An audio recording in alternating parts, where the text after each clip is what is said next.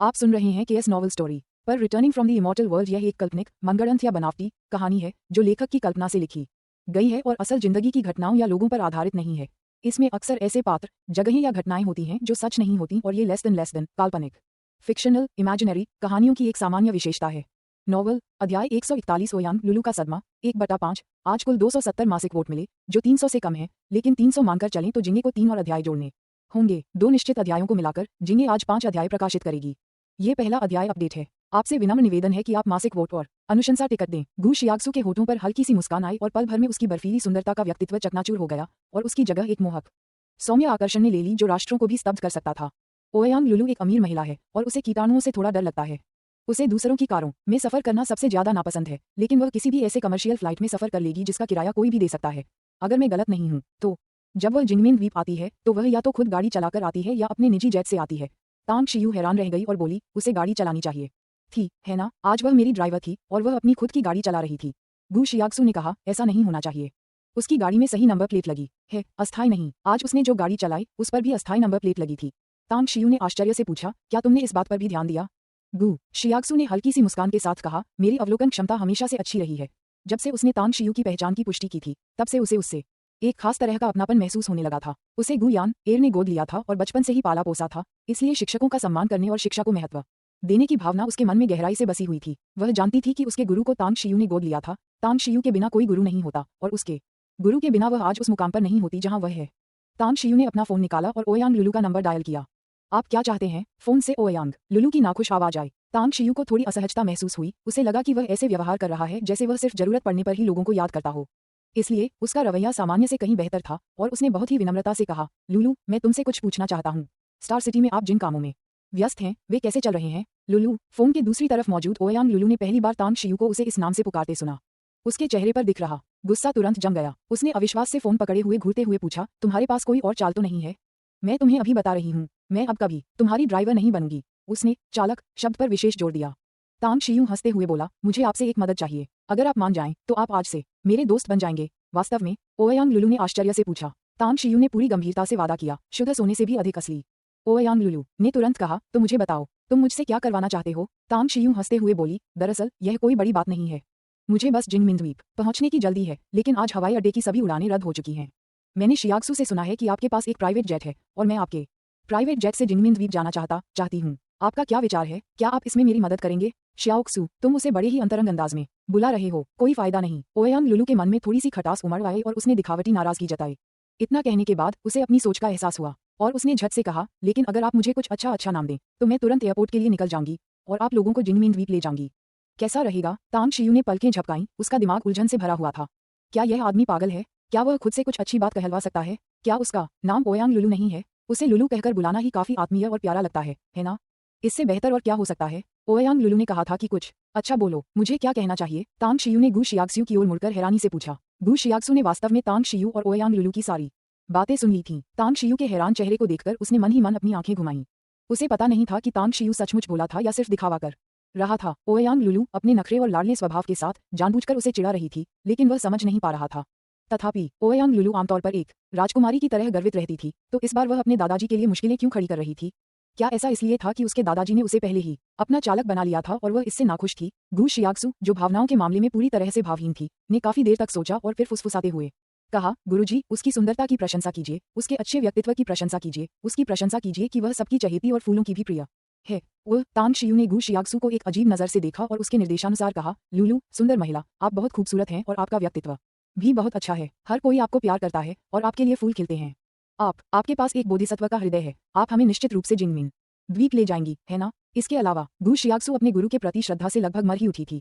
उसने यह उम्मीद नहीं की थी कि तांग शियू वही शब्द दोहराएगा जो उसने अभी अभी उसे सिखाए थे। क्या वह कुछ नया नहीं सोच सकता था? क्या वह कुछ और भी अच्छा नहीं कह सकता था? गू शियाक्सू ओयांग लुलू के व्यक्तित्व को जानती थी और उसे विश्वास था कि ओयांग लुलू इन शब्दों से बिल्कुल भी संतुष्ट नहीं होगी और शायद तांग शियू के लिए मुश्किलें खड़ी करती रहेगी। फोन के दूसरी तरफ ओयांग लुलू के चेहरे से गुस्से का भाव आखिरकार पूरी तरह गायब हो गया। उसने मुस्कुराते हुए फोन पकड़ा और कहा, तुम्हें बात करने का तरीका आता है। तुम्हारी यह बड़ी चाची अच्छे मूड में है, इसलिए मैं अनिच्छा से ही सही इस बार तुम्हारी मदद कर रही हूँ। याद रखना, अब से तुम मेरी ओयांग लुलू की दोस्त हो। तुम्हें वो भरोसेमंद साथी बनना होगा जिससे मैं किसी भी बात पर खुलकर चर्चा कर सकूं, समझी? ठीक है। तांग शियू का जवाब सरल और स्पष्ट था। ओयांग लुलू ने कहा, आप लोग अभी हवाई अड्डे पर इंतजार कीजिए, मैं अभी आती हूँ। तांग शियू ने अपना फोन एक तरफ रख दिया और गू शियाक्सू की ओर देखते हुए कहा, ओयांग लुलू अभी आ रही है, वह चाहती है कि हम यहाँ उसका इंतजार करें। गू शियाक्सू का दिमाग एक पल के लिए सुन्न हो गया। उसने अविश्वास भरी निगाहों से तांग शियू की ओर देखा, अपना दिमाग खपाने की कोशिश की, लेकिन उसे समझ नहीं आ रहा था कि राजकुमारी की तरह स्वाभिमानी ओयांग लुलू ने तांग शियू को इतनी आसानी से माफ क्यों कर दिया और इतनी जल्दी सहमति क्यों दे दी। उसे अचानक एक अजीब सी अनुभूति हुई और वह सोचने लगी कि क्या उसके दादा ने ओयांग लुलू पर किसी तरह का जादू कर दिया है। आधे घंटे बाद ओयांग लुलू काले चमड़े के बूट पहने हुए आए। उसने चमकदार काले चमड़े का पहनावा पहना हुआ था और उसका लबादा भी काला था। तांग शियू ने गू शियाक्सू को सफेद पोशाक में और ओयांग लुलू को काले रंग की पोशाक में देखा। भले ही उनमें प्लेबॉय बनने की क्षमता नहीं थी, फिर भी उनकी आंखें चमक उठी और वे एक तरह से मोहित हो गए। क्या मैं अच्छी दिख रही हूँ? ओयांग लुलू ने मनमोहक मुस्कान के साथ तांग शियू के सामने चक्कर लगाया। उनका काला ट्रेंच कोट लहरा रहा था, जिससे वह बेहद आकर्षक और स्टाइलिश लग रही थी, और उनकी चंचल अदा ने उनके आकर्षण को और भी बढ़ा दिया। सुंदर। इस समय तांग शियू बेईमान नहीं था। उसने सिर हिलाया और दिल से जवाब दिया। ओयांग लुलू ने संतुष्टि भरी मुस्कान के साथ कहा, फिर गू शियाक्सू के पास जाकर प्यार से उसका हाथ थाम लिया और खिलखिलाती मुस्कान के साथ बोली, शियाक्सू, क्या तुमने अपने काम के बारे में बात करना खत्म कर दिया है? हम। गू शियाक्सू ने हल्के से सिर हिलाया। ओयांग लुलू हंसते हुए बोली, अगर तांग शियू तुम्हें धमकाने की हिम्मत करे तो मुझे बता देना। यह आदमी भले ही आमतौर पर अकड़ दिखाता है, लेकिन दिल से बहुत दयालु है और अपने लोगों के प्रति अच्छा व्यवहार करता है। मेरे पास उससे निपटने के कई तरीके हैं। गू शियाक्सू ने तुरंत कहा, लुलू, ग्रैंडमास्टर के बारे में इस तरह बात मत करो। क्या? ओयांग लुलू का चेहरा भावहीन हो गया और फिर उसने अपने कानों को जोर से रगड़ा। मतिभ्रम। हम। बिल्कुल सही, यह मतिभ्रम ही होना चाहिए। ओयांग लुलू ने कहा, शियाक्सू, तांग शियू को धमकाना वास्तव में बहुत आसान है। जब तक उसे मुझसे कोई मदद चाहिए होती है, मैं उसे गिड़गिड़ाने पर मजबूर कर सकती हूँ।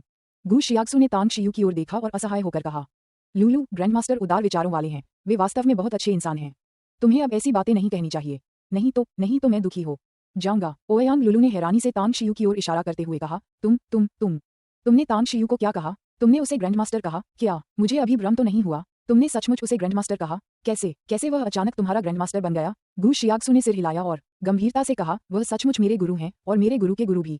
लुलू, अगर तुम भविष्य में मेरी दोस्त बनना चाहती हो तो तुम्हें मेरे गुरु का सम्मान करना होगा। गू शियाक्सू की बातों से ओयांग लुलू स्तब्ध रह गई।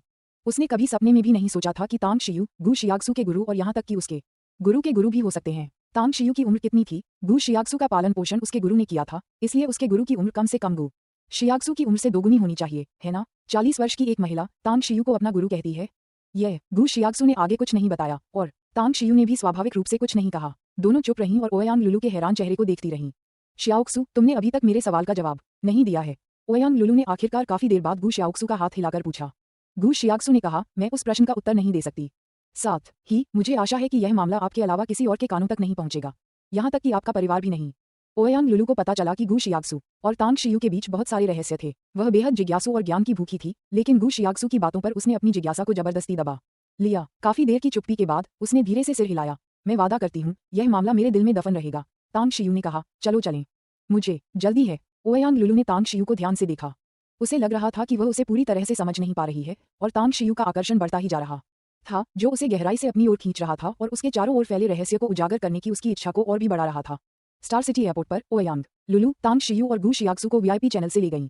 एयरपोर्ट स्टाफ द्वारा तीनों को एक छोटी कार में रनवे तक ले जाने के बाद तांग शियू की आंखों के सामने एक चांदी सफेद रंग का छोटा यात्री जेट दिखाई दिया। इसका सुव्यवस्थित ढांचा और शानदार लाल रेखाएं एक सुंदर पेयोनी पैटर्न बनाती थीं। पंख फैलाए हुए ये एक विशाल पक्षी की तरह दिखता था जो जमीन पर आराम कर रहा हो।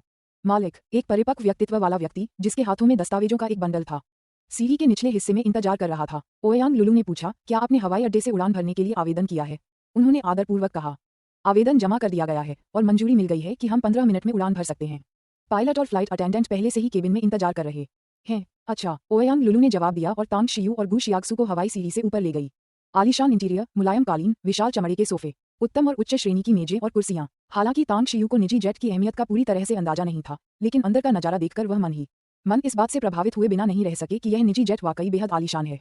कैसा है? मेरा प्राइवेट जेट बुरा तो नहीं है ना? ओयांग लुलू के खूबसूरत चेहरे पर गर्व की झलक थी और उसकी निगाहें बार बार तांग शियू के चेहरे पर घूम रही थीं। तांग शियू ने उदासीनता से कहा, कोई बात नहीं। उसके नजरिए से सब ठीक है कहना भी एक बहुत ही दुर्लभ तारीफ थी।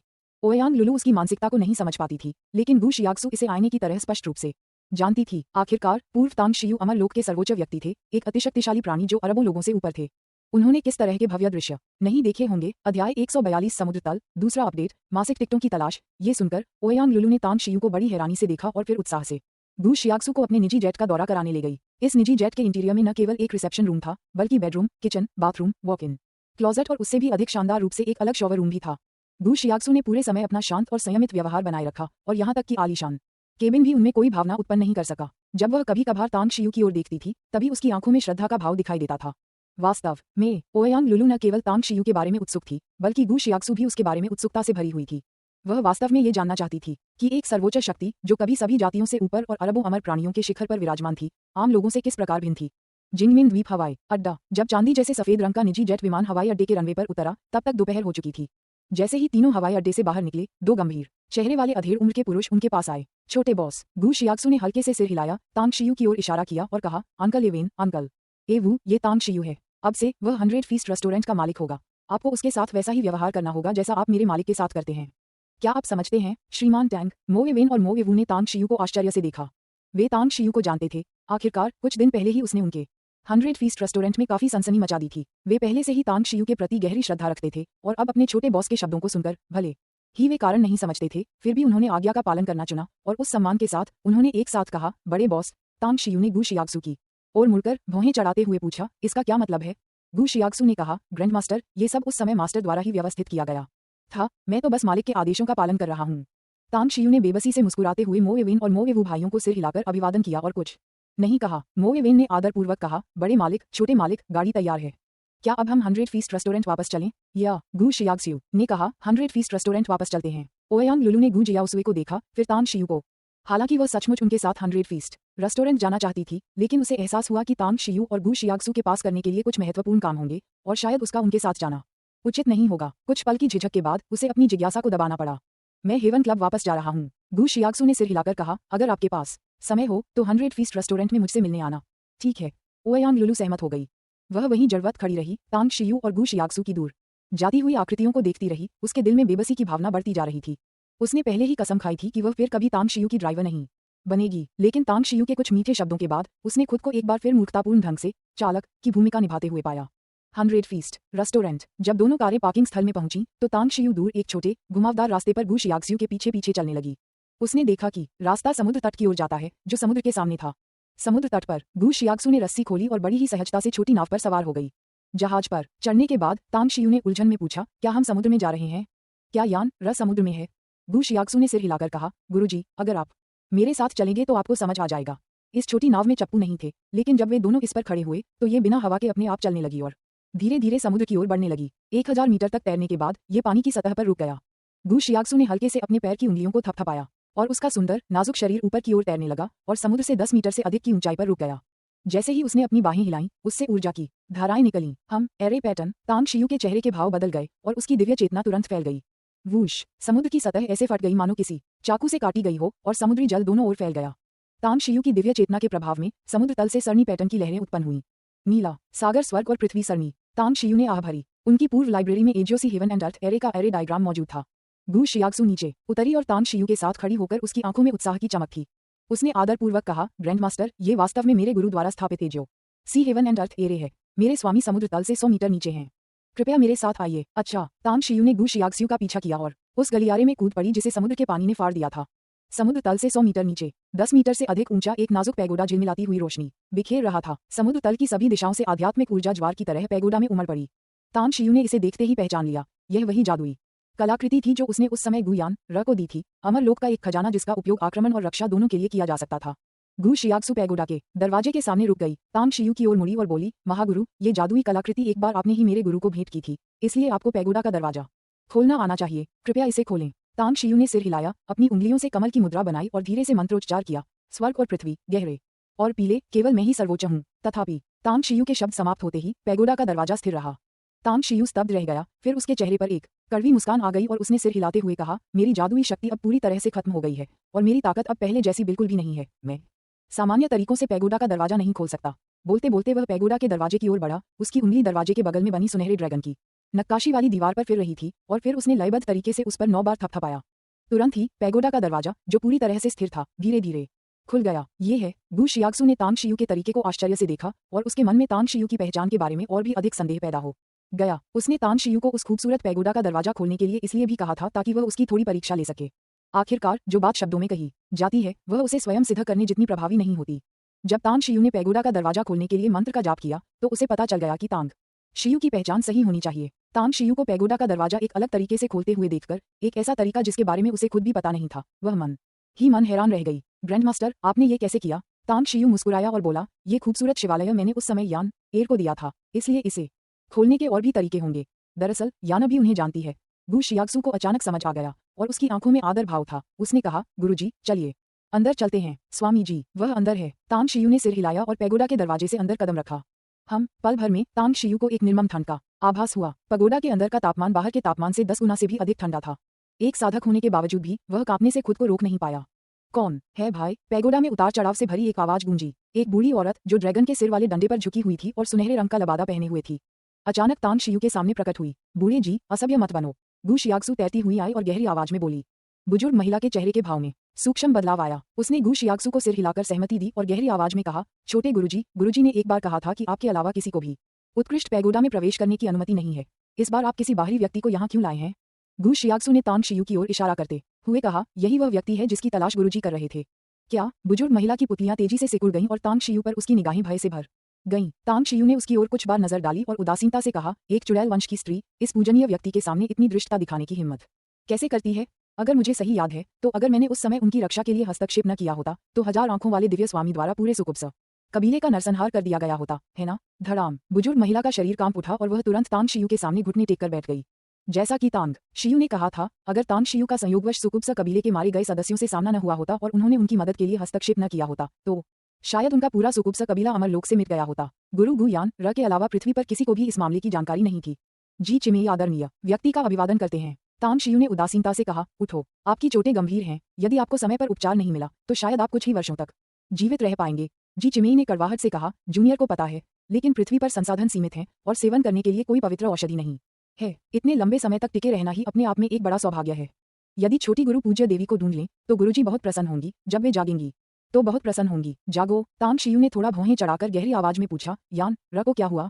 यह जी चिमेई के चेहरे के भाव में थोड़ा बदलाव आया और उसने बिना कुछ बोले अपना सिर नीचे कर लिया। गु शियाक्सू ने थोड़ी कड़वाहट के साथ कहा, मास्टर की चोटें ओल्ड जी की चोटों से भी ज्यादा गंभीर हैं। पिछले 10 वर्षों में वह अनगिनत बार कोमा में जा चुकी है और यहाँ तक कि जब वह होश में आती है तो वह दोबारा कोमा में जाने से पहले ज्यादा से ज्यादा आधे दिन तक ही जीवित रह पाती है। समय का स्वप्न दानव। तांग शियू को गु शियाक्सू की कही हुई बातें याद आ गईं। उसका दिल बुरी तरह कांप उठा और बिना किसी झिझक के वह सीढ़ियों की ओर दौड़ पड़ा। इस भव्य पैगोडा में कुल 7 मंजिलें थीं। पहली मंजिल को छोड़कर, जिसमें शोधन सामग्री का भंडार था, दूसरी से छठी मंजिल तक की सभी मंजिलें खाली थीं। तांग शियू की गति अत्यंत तीव्र थी। जब वह 7वीं मंजिल पर पहुंचा तो आसपास की हवा में ठंडक और भी बढ़ गई। उसकी नजर पूरी तरह से जैड पत्थर से बने बर्फ के बिस्तर पर पड़ी। सफेद पोशाक पहने, काले बालों वाली, बेहद खूबसूरत, लगभग 20 वर्ष की दिखने वाली एक महिला उस पर शांति से लेटी हुई थी। यह उसकी है। तांग शियू ने जब उस खूबसूरत चेहरे को स्पष्ट रूप से देखा तो उसका दिल और भी अधिक तीव्रता से कांप उठा। हालांकि गु यान एर की शक्ल उसके लापता होने के समय से थोड़ी बड़ी हो गई थी, लेकिन हजारों साल बाद भी वह उस परिचित चेहरे को नहीं भूल सका। शिष्य। तांग शियू बर्फ के बिस्तर के पास आया। उसके हाथ कांप रहे थे। उसने धीरे से गु यान र को उठाया और सावधानी से उसे गले लगा लिया। जाना पहचाना चेहरा, जानी पहचानी खुशबू। तांग शियू ने कभी सपने में भी नहीं सोचा था कि वह अपने उस शिष्य को फिर से देखेगा जिसे उसने पाला पोसा था। उसके मन में उसके बीते जीवन के दृश्य एक के बाद एक उभरने लगे। गुरुजी, यान एर भूखी है, क्या आप मेरे लिए कुछ नीले जैद अमर फल लाएंगे? गुरुजी, यान एर ने तितली अमर नृत्य सीख लिया है, क्या मैं आपके लिए वह नृत्य करूं? गुरुजी, यान एर की साधना में एक बार फिर सफलता मिली है। बहुत जल्द यान एर सच्चे अमृतत्व के क्षेत्र में प्रवेश कर जाएगी और तब यान एर गुरु की रक्षा करने में सक्षम होगी। गुरुजी, आपने मेरे लिए जो बहता हुआ अमर वस्त्र खरीदा है वह बहुत सुंदर है। यान एर को सफेद कपड़े बहुत पसंद हैं। मालिक। तांग शियू की आंखें थोड़ी नम थीं। उसका हाथ धीरे से गु यान एर के कोमल गालों पर फिरा और धीरे धीरे बर्फ के बिस्तर के किनारे पर बैठते हुए उसने जी चिमेई और गु शियाक्सू की ओर देखा और गहरी आवाज में पूछा, मुझे सब कुछ बताओ। अध्याय 143 कोमा, तीसरा अपडेट। मासिक टिकटों की मांग। जी चिमेई तांग शियू को देवता के समान पूजती थी और उनका प्रश्न सुनकर उन्होंने आदरपूर्वक कहा, महाराज, मुझे अपने गुरु के बारे में ज्यादा जानकारी नहीं है। मैं केवल इतना जानती हूँ कि हजारों वर्षों से वह लगन से आपकी खोज कर रही थी। बाद में मेरे गुरु ने सुना कि आप पर किसी ने घात लगाकर हमला किया और आपकी आत्मा बिखर गई। इस बात पर विश्वास न करते हुए उन्होंने 9 बार टोंगटियन मार्ग पार किया और अंततः सम्राट तियानजी की शिष्या बनकर नक्षत्र विद्या सीखी। मेरे गुरु को भारी कीमत चुकानी पड़ी और अंततः उन्हें आपके बारे में थोड़ी सी जानकारी मिल गई। हालांकि इस जगह को ढूंढना आसान नहीं था, इसलिए मेरी गुरु ने टाइम आइलैंड में घुसपैठ की और इन दानव जू वुशों की शिष्या के खिलाफ साजिश रची। अंततः उसने स्थानिक जादू सरनी का सूत्र प्राप्त कर लिया। जब मेरी गुरु ने अपनी सारी संपत्ति खर्च कर दी और अंत में स्थानिक जादू सरनी स्थापित की तो इन दानव जू वुशों ने हमें ढूंढ लिया और भयंकर हमला किया, जिससे हम बुरी तरह घायल हो गए। मेरी गुरु भी जू वुशों के टाइम ड्रीम डेमन मंत्र से प्रभावित हुई। तांग शियू की आंखों में एक घातक चमक कौंध गई और उसने गहरी आवाज में पूछा, अगर मुझे सही याद है तो गु शियाक्सू ने कहा था कि तुम दशकों पहले पृथ्वी पर आए थे, लेकिन मैं तो 1 साल पहले ही पृथ्वी पर लौटा हूँ। आखिर चल क्या रहा है? जी चिमेई ने उत्तर दिया, मेरे गुरु की स्थानिक और लौकिक नियमों की समझ अत्यंत गहन स्तर तक पहुंच चुकी है। लेकिन यहाँ आने से पहले जू वुशों द्वारा डाले गए समय स्वप्न दानव मंत्र के प्रभाव के कारण ही हम समय की लंबी धारा में भटक गए और दशकों पहले ही यहाँ पहुंच गए। उत्तर मिलते ही तांग शियू के मन में मौजूद संदेह दूर हो गए। अंततः उसे समझ में आ गया कि 100 डिलाइट्स रेस्टोरेंट में water saving dragon lock array और 1000 मैकेनिज्म एरे क्यों थे। दरअसल ये सब गुयान र की वजह से था। उसने इतनी मेहनत की थी, बहुत बड़ी कीमत चुकाई थी और स्वयं पृथ्वी पर आई थी। तांग शियू पत्थर दिल इंसान नहीं था। उसके दिल में भावनाओं का सैलाब उमड़ आया और उसके स्नेह ने उसे इन दानव जू वुशों से घृणा करने पर मजबूर कर दिया। उसने कसम खाई कि एक दिन जब वह अमरलोक लौटेगा तो जू वुशों को सबसे भयानक कीमत चुकानी पड़ेगी। गु शियाक्सु एक तरफ खड़ी होकर तांग शियू के चेहरे के भावों को देख रही थी। उसका दिल मिली जुली भावनाओं से भरा हुआ था। वह अपने गुरु की इच्छा और हजारों वर्षों से चली आ रही उनकी दीवानगी को जानती थी। अब भले ही उसके गुरु अभी भी बेहोश थे, लेकिन अपने दादा की बाहों में होने से उन्हें कोमा की अवस्था में भी खुशी महसूस हो रही होगी, है ना? या न? वो कब जाग सकती है? तांग शियू ने जी चिमेई की ओर मुड़कर गहरी आवाज में पूछा। जी चिमेई ने आदरपूर्वक कहा, गुरुजी 3 महीने पहले जागे थे। सामान्य तौर पर 3 महीने और लगने चाहिए। साथ ही बहुत अधिक आत्मा पुनःजय पत्थर का उपयोग हो चुका है और बचा हुआ आत्मा पुनःजय पत्थर गुरुजी को केवल 2.5 साल तक ही सहारा दे सकता है। यदि 2.5 साल बाद भी हमें और आत्मा पुनःजय पत्थर नहीं मिला तो मुझे डर है कि गुरुजी सोल रिक्विम स्टोन, वह दिव्य पत्थर जो मानव आत्माओं को स्थिरता प्रदान करता है और मानव जीवन की रक्षा करता है। तांग शियू ने अपनी मुठियां भींच लीं, उसकी आंखों में दृढ़ संकल्प झलक रहा था। उसे न केवल सोल रिक्विम स्टोन प्राप्त करने का रास्ता खोजना था, बल्कि टाइम क्रिस्टल और demon Bodhi soul returning grass भी यथासंभव अधिक से अधिक मात्रा में प्राप्त करने थे।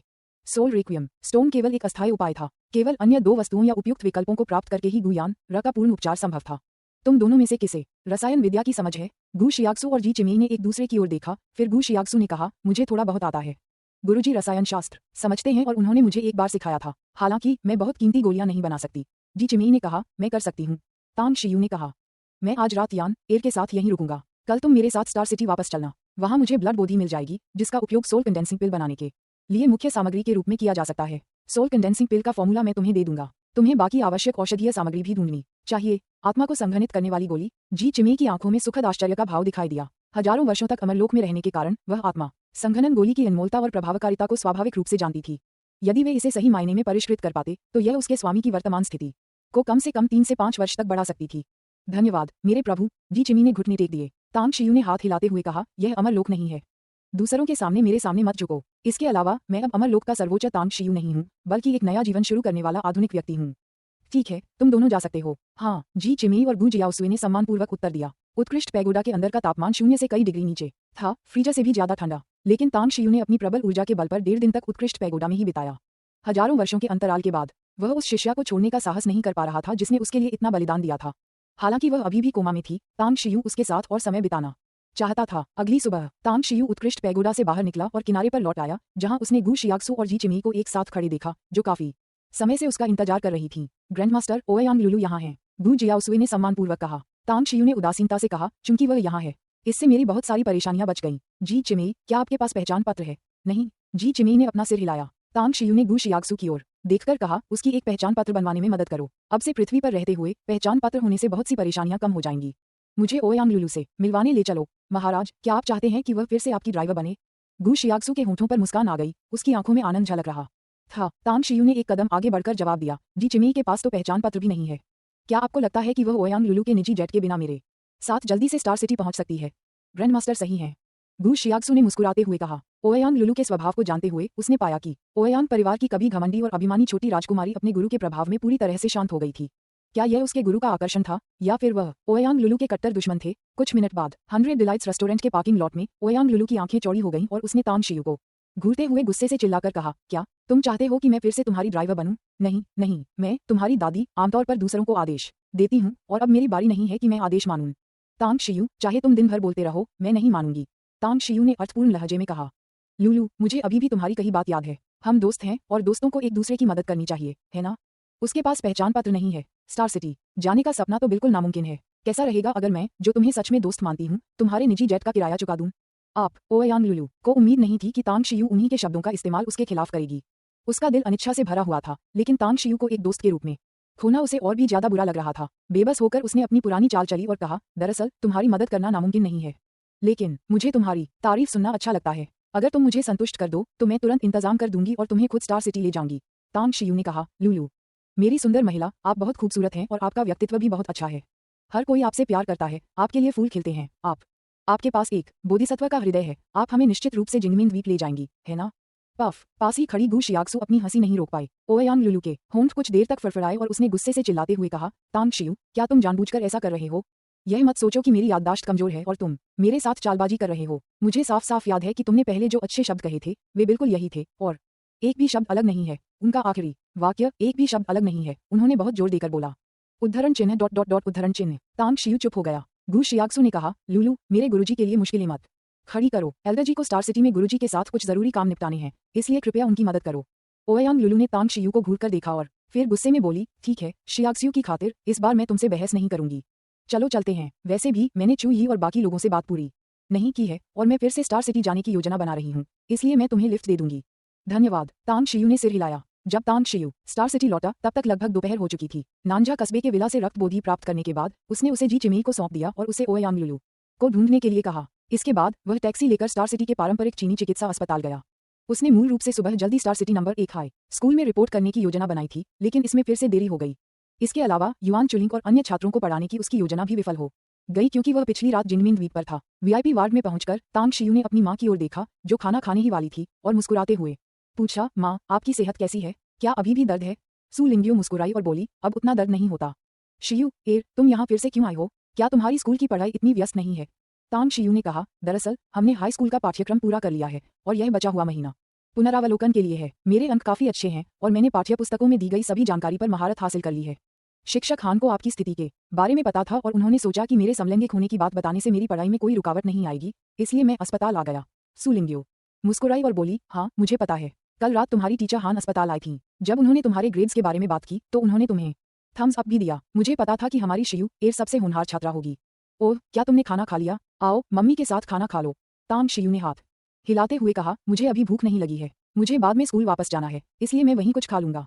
लेकिन आपने कहा कि टीचर हान आई थी। मैंने उन्हें आपका वार्ड नंबर नहीं बताया था। सू लिंगियो मुस्कुराई और बोली, शायद उसने इसके बारे में किसी और से पूछा होगा। जब वह बोल रही थी, वीआईपी वार्ड के दरवाजे पर दस्तक हुई और प्रवेश द्वार पर मुस्कुराते हुए निदेशक ली होंगजी खड़े थे। उनके हाथ में फाइलों से भरा एक बैग था। निर्देशक ली यहाँ हैं, कृपया अंदर आइए और बैठिए। सू लिंगियो को खाने का समय नहीं मिला और वह जल्दी से उठने की कोशिश करने लगी। ली होंगजी ने तुरंत कहा, शिष्टाचार की कोई आवश्यकता नहीं है, बस बैठे रहिए। तांग शियू, मैंने आपके मेडिकल लाइसेंस की प्रक्रिया में आपकी मदद कर दी है। हालांकि स्वास्थ्य विभाग के अधिकारियों को कुछ आपत्तियां थीं, लेकिन मेरी गारंटी पर उन्होंने इसे तुरंत मंजूरी दे दी। अब से आप नाम और वास्तव में डॉक्टर हैं। आप हमारे पारंपरिक चीनी चिकित्सा अस्पताल में कब से प्रैक्टिस शुरू करने की योजना बना रहे हैं? तांग शियू ने फाइल बैग उठाया, उसमें से सर्टिफिकेट निकाला, उसे देखा और कहा, मेरे कॉलेज प्रवेश परीक्षा के बाद मैं कॉलेज प्रवेश परीक्षा देने जा रही हूँ। अगर मैं अभी से अभ्यास शुरू कर दूंगी तो शायद मेरी माँ राजी नहीं होंगी। अध्याय 144 स्कूल वापसी चौथा अपडेट, कृपया वोट करें। ली होंगजी पहले से ही तांग शियू को काम पर रखने को एक सौभाग्य की बात मानते थे और अब जब उन्हें तांग शियू का जवाब मिल गया तो वे काफी संतुष्ट थे। उन्होंने सिर हिलाया और कहा, मैंने पहले ही किसी को आपके लिए एक कार्यालय तैयार करने के लिए भेज दिया है। आप पहुंचने पर इसका उपयोग कर सकते हैं। ठीक है, तांग शियू ने कहा। ली होंगजी मुस्कुराई और बोली, तो मैं अब आपको परेशान नहीं करूंगी। ली होंगजी को विदा करने के बाद तांग शियू ने हाथ में फाइल बैग पकड़े हुए पूछा, माँ, रैंच और बाकी लोग कहाँ हैं? मैंने उन्हें क्यों नहीं देखा? सू लिंगियो मुस्कुराई और बोली, मैंने उन सभी को घर भेज दिया। मैं यहाँ मुख्य आंगन में खड़ी एक महिला हूँ और उन युवकों का मेरे साथ सारा दिन यहाँ रहना उचित नहीं है।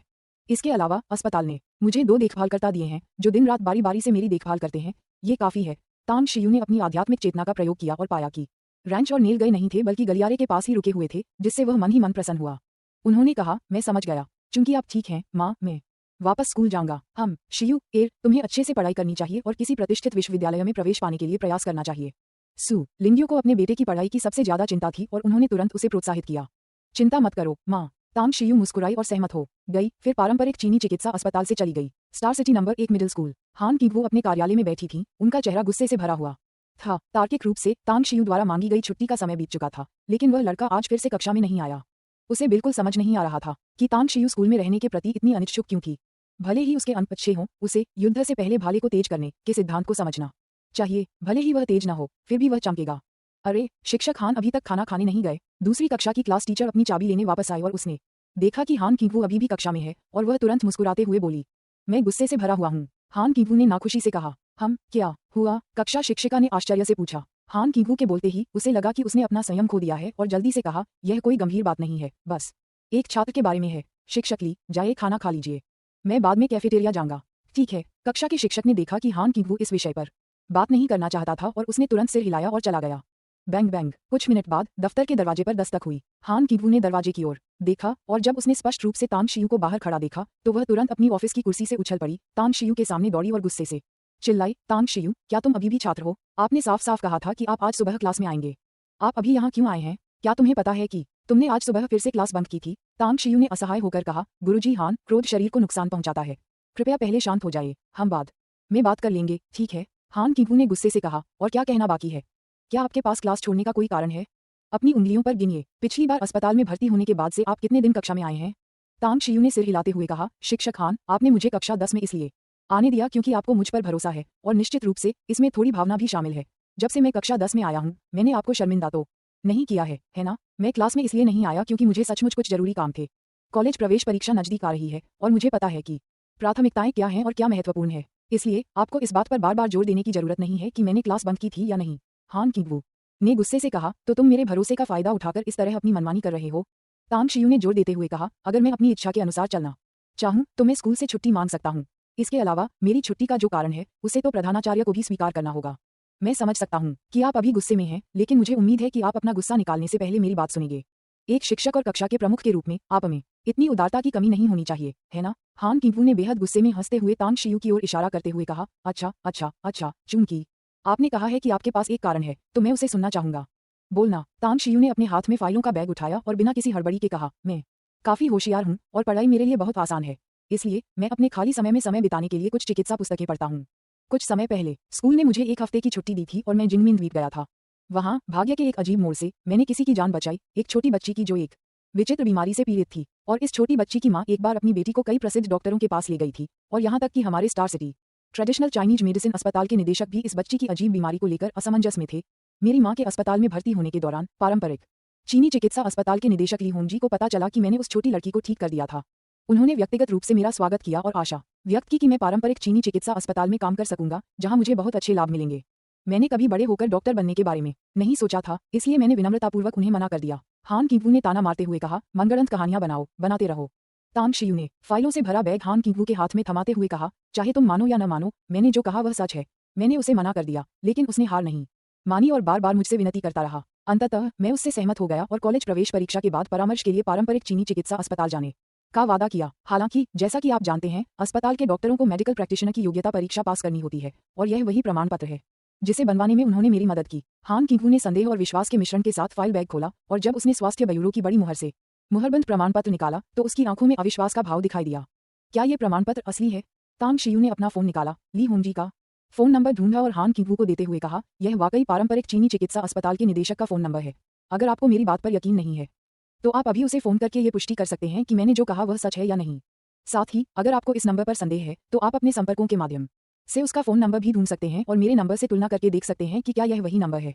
हान किवू ने फोन नंबर देखा और कुछ पल की चुप्पी के बाद उसके चेहरे से गुस्सा धीरे धीरे कम हो गया। उसने तांग शियू की ओर देखा और कहा, मुझे पुष्टि के लिए फोन करने की जरूरत नहीं है, मैं आप पर विश्वास करना चुनती हूँ। इस अनुपस्थिति के लिए मैं पुरानी बातों को भुला सकता हूँ, लेकिन भविष्य में आप फिर कभी छुट्टी नहीं ले सकते। आपको स्कूल में रहना होगा और अपने पाठों की लगन से समीक्षा करनी होगी। मेरा वादा है तुमसे, तांग शियू ने बिना किसी झिझक के कहा। हान किवू ने पूछा, तो आज रात? तांग शियू ने कहा, तुमने युआन चुलिंग और अन्य लोगों से परसों रात मैंने उन्हें जो ट्यूशन दी थी उसके बारे में पहले ही पूछ लिया होगा। मुझे यकीन है कि उन्होंने आपको परिणाम बता दिए होंगे। अगर आपको लगता है कि मुझे अब उन्हें ट्यूशन देने की जरूरत नहीं है तो मुझे स्वाभाविक रूप से राहत मिलेगी और मुझे शाम को स्व अध्ययन के लिए छुट्टी नहीं लेनी पड़ेगी। हान किवू ने कहा, मैं तुम्हें छुट्टी दे दूंगी। वह मूर्ख नहीं थी। उसने बेशक युआन चुलिंग और बाकी तीनों से तांग शियू की ट्यूशन के नतीजों के बारे में पहले ही पूछ लिया था, और नतीजे उसके लिए अविश्वसनीय थे क्योंकि उन चारों ने तांग शियू की लगातार प्रशंसा करते हुए कहा कि उन्हें इससे बहुत फायदा हुआ है। वह जिस कक्षा 10 को पढ़ाती थी वह होशियार छात्रों की कक्षा नहीं थी और छात्रों के अंक आमतौर पर औसत थे। यदि तांग शियू की उन चारों के लिए ट्यूशन योजना वास्तव में प्रभावी थी तो इससे कॉलेज प्रवेश परीक्षा में उनके अंकों में काफी सुधार हो सकता है। तांग शियू ने हान किवू के हाथ से फाइल बैग छीन लिया, उसे ऊपर उठाया और कहा, शिक्षक हान, मैंने समझाना समाप्त कर दिया है। पारंपरिक चीनी चिकित्सा अस्पताल के निदेशक ने मूल रूप से मुझे दोपहर के भोजन पर आमंत्रित करने की योजना बनाई थी, लेकिन मैं सहमत नहीं हुआ। तो मुझे अभी भी भूख लग रही है। आप अपना काम कीजिए, मैं कैंटीन में खाना खाने जा रहा हूँ। मैं जा रहा हूँ, हान किवू ने तुरंत कहा। तांग शियू ने उलझन में पूछा, स्कूल खत्म हुए काफी समय हो गया है, आपको अब तक खाना खा लेना चाहिए था, है ना? हान किवू ने तांग शियू को गुस्से भरी नजरों से देखा और गुस्से में कहा, तुम्हारे कारण मुझे इतना गुस्सा आ रहा था कि मुझे भूख ही नहीं लग रही थी। अब जब मैंने आपकी व्याख्या सुन ली है और कारण काफी पर्याप्त हैं, तो मेरा गुस्सा शांत हो गया है। अगर मैं खाना न खाऊं तो क्या मुझे भूख नहीं लगेगी? तांग शियू ने व्यंग्यात्मक मुस्कान के साथ सिर हिलाया। जल्द ही जब तांग शियू और हान किंगवू स्कूल के कैफेटेरिया में पहुंचे तो उन्होंने तुरंत अनगिनत शिक्षकों और छात्रों का ध्यान आकर्षित किया, जिससे काफी हलचल मच गई। हे भगवान, क्या ये तांग शियू नहीं है? वह कई दिनों तक क्लास से गैरहाजिर रहा और आज वह स्कूल वापस आया। स्कूल ने ऐसे बिगड़ैल बच्चे को निष्कासित क्यों नहीं किया? उस बच्चे को तो सच में मार पड़नी चाहिए। वो टीचर हान के साथ खाना लेने के लिए लाइन में खड़ा है और ऐसा लग रहा है कि वे साथ में खाना खाने वाले हैं। हमारी शिक्षिका हान मेरे दिल में देवी समान है, वह तांग शियू के साथ कैसे भोजन कर सकती है? हालांकि युआन चुलिंग और चेंग यानान और अन्य लोगों ने तांग शियू के बारे में बहुत अच्छी बातें कही हैं, फिर भी मुझे लगता है कि यह लड़का अच्छा इंसान नहीं है। उसके साथ खाना खा रहे शिक्षक हान सचमुच अंधे हैं। ये तो बेहद शर्मनाक है। टीचर हान ने इससे पहले कभी किसी पुरुष के साथ कैंटीन में खाना नहीं खाया है और उस बच्चे को यह आशीर्वाद मिला हुआ है। यह मुझे पागल कर रहा है। मैं टीचर हान के साथ लंच क्यों नहीं कर रहा हूँ? उद्धरण चिन्ह ... उद्धरण चिन्ह। तांग शियू अपने पिछले जीवन और इस जीवन दोनों में अनगिनत बार ध्यान का केंद्र रहा था, इसलिए उसे जिज्ञासु, आश्चर्यचकित और क्रोधित निगाहों की परवाह नहीं थी। हान किंगवू को खाना लेते और भुगतान करते हुए व्यस्त देखकर उसने स्वाभाविक रूप से इसे स्वीकार करना बेहतर समझा। इसे अभी अभी उससे डांट खाने का मुआवजा समझो। तांग शियू खुशी खुशी हान किंगवू के सामने बैठ गया, खाने के लिए अपनी चॉपस्टिक उठाई और उदारतापूर्वक सोचने लगा। भोजन के बीच में युआन चुलिंग, चेंग यानान, जिया वानफिन और ली जियाओकियान कैफेटेरिया में पहुंचे। अरे वाह, शिक्षक हान के साथ भोजन करने का सौभाग्य किसे मिला है? पता चला कि वह आप ही हैं, बॉस। मैंने कहा, बॉस, आप आखिरकार वापस आ गए। हम कल आपके घर गए थे लेकिन आप वहां नहीं थे और आपका फोन भी नहीं लग रहा था। आप आज रात हमें फिर से अधर में नहीं छोड़ेंगे, है ना? युआन चुलिंग तांग शियू के बगल में बैठ गया, अपना हाथ उसके कंधे पर रखकर चिल्लाने लगा। तांग शियू ने उसका हाथ झटक दिया और उदासीनता से कहा, आज रात जारी रखो। चेंग यानन की आंखें उत्साह से चमक उठी और उसने कहा, कोई बात नहीं, हम आज रात समय पर पहुंच जाएंगे। हमने हाई स्कूल के पहले वर्ष से लेकर तीसरे वर्ष तक की सभी पाठ्यपुस्तकें तैयार कर ली हैं। तांग शियू ने सिर हिलाकर कहा, मुझे पता है, अगर और कोई चारा नहीं है तो आप पहले कक्षा में वापस जा सकते हैं। मैं खाना खत्म करने के बाद वापस आऊंगा। ठीक है। चेंग यानान ने सिर हिलाया और युआन चुलिंग को कुछ कहना चाहकर भी उसने उसे तुरंत उठाया और तेजी से कैफेटेरिया से बाहर चली गई। हान किंगवू ने अपनी पलकें उठाईं और धीरे से कहा, मुझे उम्मीद नहीं थी कि तुम इतने लोकप्रिय होगे। मुझे उम्मीद है कि आपकी ट्यूशन उनके लिए वाकई कारगर साबित होगी। अध्याय 145 एक छोटा किरदार, 5वां अपडेट। मासिक टिकटों की मांग। दोपहर के भोजन के बाद तांग शियू कक्षा में लौट आए। दोपहर की पहली क्लास शुरू होने से 10 मिनट पहले कांग शिया ने फोन किया और बताया कि कंपनी में कर्मचारियों की भर्ती प्रक्रिया पूरी हो चुकी है और कंपनी का समग्र ढांचा भी तैयार हो गया है।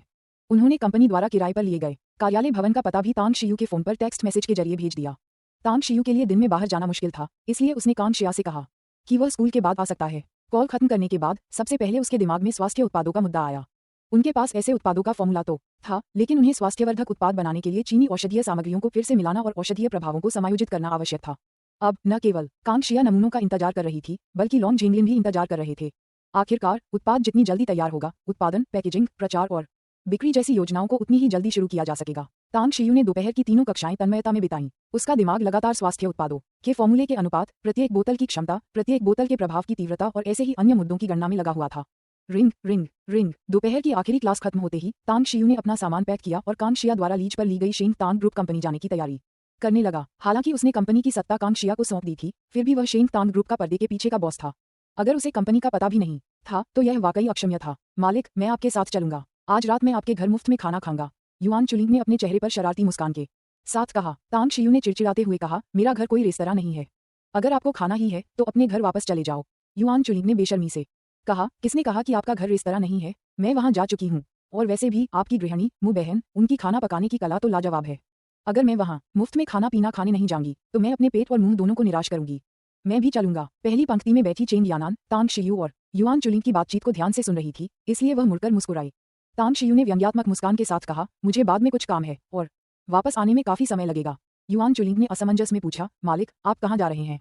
तांग शियू ने कहा, पहले औषधीय जड़ी बूटियों के बाजार जाऊंगी और फिर किसी दूसरी जगह जाऊंगी। युआन चुलिंग ने कहा, मालिक, मुझे ऐसा क्यों लग रहा है कि आप आजकल कहीं कहीं दिखाई नहीं दे रहे हैं, जैसे आप बहुत रहस्यमय हो गए हों। क्या आप चुपके से कुछ बड़ा काम कर रहे हैं? नहीं, मैं भी आपके साथ चलना चाहती हूँ। मुझे देर से खाना खाने से कोई डर नहीं है, भूख लगने पर खाना और भी स्वादिष्ट लगता है। यहाँ भी ऐसा ही, चेंग यानान ने बीच में ही टोकते हुए कहा। तांग शियू ने बेबसी से कहा, क्या तुम दोनों कुत्ते की खाल से बने प्लास्टर की तरह हो? ठीक है, अगर तुम आना चाहते हो तो आओ, लेकिन मेरी बातें सिर्फ तुम दोनों को ही पता होनी चाहिए। मैं नहीं चाहती कि तुम इसे दूसरे सहपाठियों को बताओ। ठीक है, कोई बात नहीं, चेंग यानान और युआन चुलिंग ने एक साथ जवाब दिया। स्कूल से निकलते ही तांग शियू ने सीधे स्कूल के गेट के बाहर एक टैक्सी ली। जल्द ही तीनों शिनचिंग औषधीय जड़ी बूटी बाजार पहुंच गए। तांग शियू ने चीनी चिकित्सा पद्धति के अनुसार कई औषधीय जड़ी बूटियां खरीदी। मालिक, आप इतनी सारी औषधीय जड़ी बूटियां किस लिए खरीद रहे हैं? क्या ये सूप बनाने के लिए हैं? युआन चुलिंग ने तांग शियू द्वारा खरीदी गई औषधीय जड़ी बूटियों को बड़े और छोटे थैलों में ले जाते हुए उलझन भरे चेहरे के साथ पूछा। तांग शियू ने कहा, कुछ सूप बनाने के लिए हैं, कुछ नहीं। अभी इसके बारे में मत पूछो, बाद में तुम्हें अपने आप पता चल जाएगा। युआन चुलिंग ने आंखें घुमाई और चिड़चिड़ाते हुए कहा, मालिक, आपको इतना रहस्यमय होने की जरूरत नहीं है ना? मेरी जिज्ञासा तो आपके कारण और भी बढ़ गई है। तांग शियू कुछ पल चुप रही, फिर धीरे से बोली, अगर आपको जवाब चाहिए तो कम पूछो, ज्यादा सुनो और ज्यादा ध्यान से देखो, आपको जवाब मिल जाएंगे। देर हो रही है, चलो चलते हैं। शिंगचेंग ओरिएंटल गोल्डन सीट ये शिंगचेंग के सबसे समृद्ध व्यापारिक जिले का केंद्र था, जो लॉन्ग किचन रेस्टोरेंट से सिर्फ एक गली दूर था। लगभग 50 मंजिला इस इमारत को शिंगचेंग की कई बड़ी समूह कंपनियों ने किराए पर लिया था। भले ही उनका मुख्यालय यहाँ स्थित न हो, वे यहाँ एक शाखा कार्यालय के लिए एक मंजिल किराए पर लेते थे। 41वीं और 42वीं मंजिल शेंग तांग ग्रुप द्वारा पट्टे पर ली गई थी और 2 साल का पट्टा अनुबंध हस्ताक्षरित किया गया था। प्रत्येक मंजिल का क्षेत्रफल 6000 वर्ग मीटर था और कार्यालय और सार्वजनिक कार्यालय दोनों क्षेत्र असाधारण रूप से विशाल और प्रकाशयुक्त थे। लिफ्ट में युआन चुलिंग ने तांग शियू को एक अजीब से भाव से देखा। उनके युआन परिवार की भी यहाँ एक शाखा थी, लेकिन उनका मुख्य व्यवसाय यहाँ का व्यवसाय नहीं था। यह उनकी मां द्वारा स्थापित एक विज्ञापन कंपनी थी। बॉस, आप हमें यहाँ किस लिए लाए हैं? कई बार हिचकिचाने के बाद युआन चुलिंग आखिरकार पूछने से खुद को रोक नहीं पाए। तांग शियू ने चुपके से अपनी आंखें घुमाईं। युआन चुलिंग के स्वभाव को देखते हुए वह जानता था कि वह सवाल पूछे बिना नहीं रह पाएगा। हालांकि तांग शियू का कोई इरादा समझाने का नहीं था। उसने बस इतना कहा, क्या तुम्हें याद है मैंने पहले क्या कहा था? कम पूछो, ज्यादा सुनो, ज्यादा ध्यान दो। युआन चुलिंग ने तांग शियू को बीच वाली उंगली दिखाई और अपना चेहरा दूसरी तरफ मोड़ लिया। लिफ्ट तेजी से 41वीं मंजिल पर पहुंच गई। जैसे ही लिफ्ट का दरवाजा खुला, एंडी का कोमल और प्यारा चेहरा बाहर दिखाई दिया। उसके होठों पर मुस्कान थी और तांग शियू को देखते ही उसने 90 डिग्री का प्रणाम किया। उसके खुले कॉलर से उसके सुडौल वक्षस्थल और भी आकर्षक लग रहे थे। हेलो मालिक, तांग शियू ने धीरे से सिर हिलाया और लिफ्ट से बाहर निकलने के बाद पूछा, कांग शिया कहाँ है? एंडी की आंखों में चमक आ गई और उसने हल्की मुस्कान के साथ कहा, महाप्रबंधक कांग अपने कार्यालय में है। 41वीं मंजिल की सफाई हो चुकी है और उसका अस्थायी रूप से उपयोग किया जा सकता है। 42वीं मंजिल की सफाई अभी शुरू हुई है और कुछ दिनों में उसका उपयोग शुरू हो जाएगा। तांग शियू ने कहा, मुझे आप पर भरोसा है कि आप इन मामलों को संभाल लेंगे। एंडी के नन्हे से चेहरे पर मुस्कान और चौड़ी हो गई और उसने खुशी से कहा, आपके भरोसे के लिए धन्यवाद बॉस, हम निश्चित रूप से अच्छा काम करेंगे। तांग शियू ने इसके बाद कुछ नहीं कहा। हालांकि उसके बगल में बैठा युआन चुलिंग एंडी को बड़ी बड़ी आंखों से घूर रहा था। उसका मुंह खुला हुआ था और चेहरे पर सदमे का भाव था, लेकिन उसने तांग शियू और एंडी के बीच की बातचीत स्पष्ट रूप से नहीं सुनी थी। हालांकि चेंग यानान ने तांग शियू और एंडी की बातें साफ साफ सुन ली थीं। मालिक, क्या वास्तव में तांग शियू ही यहाँ का बॉस था? वह तो साफ तौर पर सिर्फ एक हाई स्कूल का छात्र था। अचानक वह किसी और का बॉस कैसे बन गया? चेंग यानन ने अविश्वास से तांग शियू की ओर देखा। अचानक उसके मन में एक जाना पहचाना सा नाम आया, कांग शिया। ऐसा लगता है कि उसने ये नाम कहीं सुना था। चेंग यानन ने अपना चेहरा थोड़ा घुमाया और देखा कि युआन चुलिंग बिना पलक झपकाए एंडी को घूर रहा है। उसने तुरंत उसे कोहनी से जोर से धक्का दिया। जैसे ही वह होश में आया, उसने फुसफुसाते हुए कहा, क्या तुमने कांग शिया का नाम सुना है क्या? युआन चुलिंग ने असमंजस में पूछा। चेंग यानन ने आंखें घुमाकर उसे घूरा और फिर फुसफुसाते हुए कहा, मैं कांग शिया के बारे में बात कर रही हूँ। क्या तुमने कांग शिया नाम सुना है? मुझे लगता है ये नाम जाना पहचाना सा लगता है। युआन चुलिंग ने घबराकर एंडी पर एक बार फिर नजर डाली। उसने सिर हिलाते हुए कहा, नहीं, इस नाम के तो कई लोग हैं, लेकिन मैंने ये नाम नहीं सुना। क्या बात है? क्या कुछ गड़बड़ है? गुमराह आदमी। चेंग यानन ने युआन चुलिंग की निगाहों को ध्यान से देखा, मन ही मन चिढ़कर कुछ और नहीं कहा। महाप्रबंधक के कार्यालय। कांग शिया अपनी डेस्क पर बैठी दस्तावेजों के पन्ने पलट रही थी।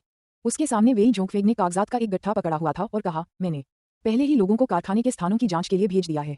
सूची में शामिल 3 कारखानों में से एक निजी कार्यशाला है और बाकी 2 कॉस्मेटिक कंपनियों के हैं। जांच के नतीजों से मुझे लगता है कि निजी कार्यशाला बाकी दोनों से कहीं बेहतर है। हालांकि मैंने अभी तक स्वयं जाकर निरीक्षण नहीं किया है, इसलिए नतीजों की पुष्टि नहीं की जा सकती। कांग शिया ने कहा, मैं कल खुद वहां जाऊंगी। आपको और भी काम करने हैं? वेई जोंगफेग ने उलझन में पूछा। क्या काम? कांग शिया ने कहा, हालांकि बॉस ने आपको जमीनी स्तर के विक्रेता के रूप में बिक्री विभाग में नियुक्त किया है, लेकिन हमें इस समय कर्मचारियों की सख्त जरूरत है, इसलिए योग्य व्यक्ति को और अधिक काम करना चाहिए। आप पहले कुछ अन्य काम निपटा लीजिए। अगर मेरी जांच सही निकली तो प्रांतीय शहर में यिनलान सिक्योरिटी कंपनी है जो प्रतिष्ठा और क्षमता दोनों के मामले में बहुत अच्छी है। आप कल खुद उस सुरक्षा कंपनी में जाकर निरीक्षण कीजिए। अगर आपको लगता है कि यह ठीक है तो 20 सुरक्षा गार्डों को भर्ती कर लीजिए। वेई जोंगफेग ने पूछा, क्या अब सुरक्षा गार्डों की भर्ती करनी है? कांग शिया ने सिर हिलाते हुए कहा, हम एक फैक्ट्री का चयन करने वाले हैं और सुरक्षा हमारी सर्वोच्च प्राथमिकता है। साथ ही यहाँ दिन के समय जब लोग मौजूद होते हैं तो हमें किसी बात की चिंता नहीं होती, लेकिन रात में जब हम चले जाते हैं, अगर कोई हमारी कंपनी में घुसकर हमारी कंपनी का महत्वपूर्ण डेटा चुरा लेता है तो हम बहुत ही निष्क्रिय हो जाएंगे। सुरक्षा का मामला मुझ पर छोड़ दो। दफ्तर के दरवाजे के बाहर से तांग शियू की आवाज सुनाई दी। तुरंत बाद तांग शियू एंडी के पीछे पीछे ऑफिस में दाखिल हुई। उन दोनों के पीछे युआन चुलिंग और चेंग यानान थे। मालिक, हेलो मालिक, कांग शिया और वेई जोंगफेग ने एक साथ आवाज लगाए। तांग शियू ने हाथ हिलाते हुए कांग शिया को डेस्क के पीछे से बाहर आते देखा।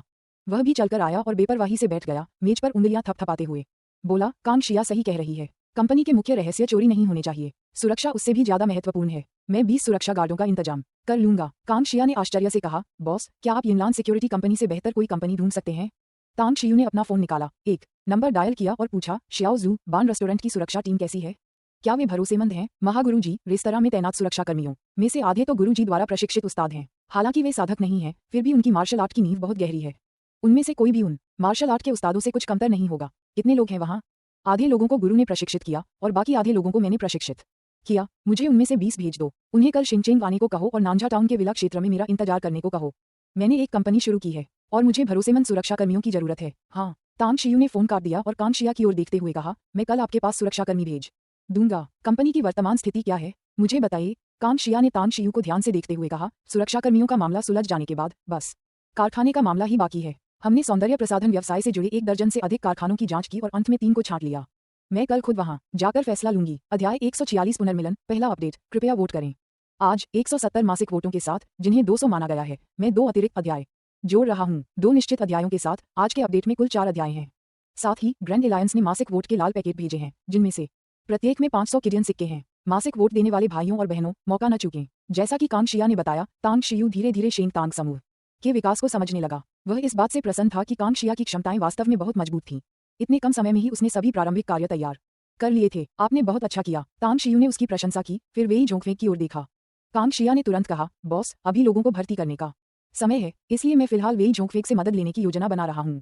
एक बार कंपनी पटरी पर आ जाए तो मैं उसे बिक्री विभाग में स्थानांतरित कर दूंगा। तांग शियू ने कहा, वेई जोंगफेंग, क्या तुम मेरे मूल निर्णय का अर्थ समझते हो?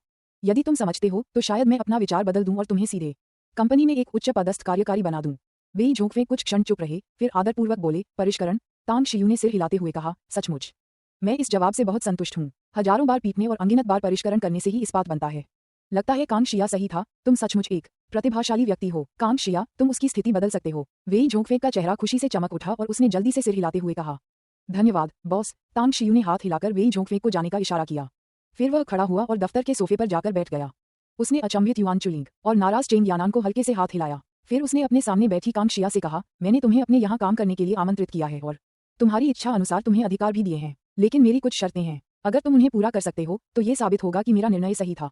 अगर तुम उन्हें पूरा नहीं कर सकते तो ये तुम्हारी क्षमताओं में कमी को दर्शाता है। कांग शिया के चेहरे के भाव बदल गए और उसने गंभीरता से कहा, कृपया मुझे बताएं। तांग शियू ने कहा, मैं आपको 3 से 4 महीने का समय दे रहा हूँ। 1 सितंबर से पहले कंपनी से संबंधित सभी प्रारंभिक कार्य पूरे होने चाहिए। कारखाने की उत्पादन लाइनें भी तैयार होनी चाहिए और बड़ी मात्रा में उत्पादों का स्टॉक होना चाहिए। मेरी पहली शर्त यह है कि 1 सितंबर तक हमें देशव्यापी बिक्री नेटवर्क शुरू करना होगा। कि तेजी? कांग शिया का चेहरा आश्चर्य से जम गया। तांग शियू ने कहा, मुझे पैसों की जरूरत है, मेरे पास पैसों की कमी है। कांग शिया ने 2 मिनट तक सोचा, उसकी आंखों में दृढ़ निश्चय झलक रहा था और उसने सिर हिलाते हुए कहा, मैं आपकी आवश्यकताओं को पूरा करूंगी। तांग शियू ने कहा, मेरी दूसरी शर्त यह है कि 6 महीने के भीतर मुझे उम्मीद है कि हमारे पास न केवल सौंदर्य प्रसाधनों के लिए बल्कि स्वास्थ्य उत्पादों के लिए भी अपने बड़े पैमाने के कारखाने होंगे। मैं ऐसा कर सकता हूँ। कांग शिया ने आत्मविश्वास से उत्तर दिया। तांग शियू ने सिर हिलाते हुए कहा, मेरी तीसरी शर्त यह है कि 2 साल के भीतर हमारे शेंग तांग समूह को यहाँ से स्थानांतरित होकर अपने स्वयं के भवन में अपना मुख्यालय स्थापित करना होगा। इसके अलावा कंपनी के सार्वजनिक खाते में कम से कम 10 अंकों का आरक्षित कोष होना चाहिए। कोई बात नहीं। कांग शिया ने जोर से सिर हिलाया। तांग शियू ने कहा, मेरी चौथी और अंतिम शर्त यह है, मैं चाहता हूं कि 4 वर्षों के भीतर शेंग तांग समूह देश के शीर्ष 50 उद्यमों में से एक बन जाए और अंतर्राष्ट्रीय बाजार के द्वार खोल जाएं। 4 साल? कांग शिया चुप हो गई। वह देश की शीर्ष 50 कंपनियों की ताकत से भलीभांति परिचित थी। आमतौर पर समूह की कंपनियों के लिए मात्र 4 वर्षों में शीर्ष 50 राष्ट्रीय कंपनियों में शामिल होना लगभग असंभव था। हालांकि तांग शियू द्वारा उन्हें दिए गए उत्पाद वास्तव में असाधारण थे। उन्हें यकीन नहीं था कि 4 वर्षों में वे किस स्तर तक पहुंचेंगे। क्या नहीं कर सकते? तांग शियू ने शांत भाव से पूछा। कांग शिया ने सिर हिलाते हुए कहा, मैं 100% गारंटी तो नहीं दे सकती, लेकिन अपनी पूरी कोशिश करूंगी। अंतर्राष्ट्रीय बाजार में प्रवेश करने की बात हो तो मुझे कोई चिंता नहीं है।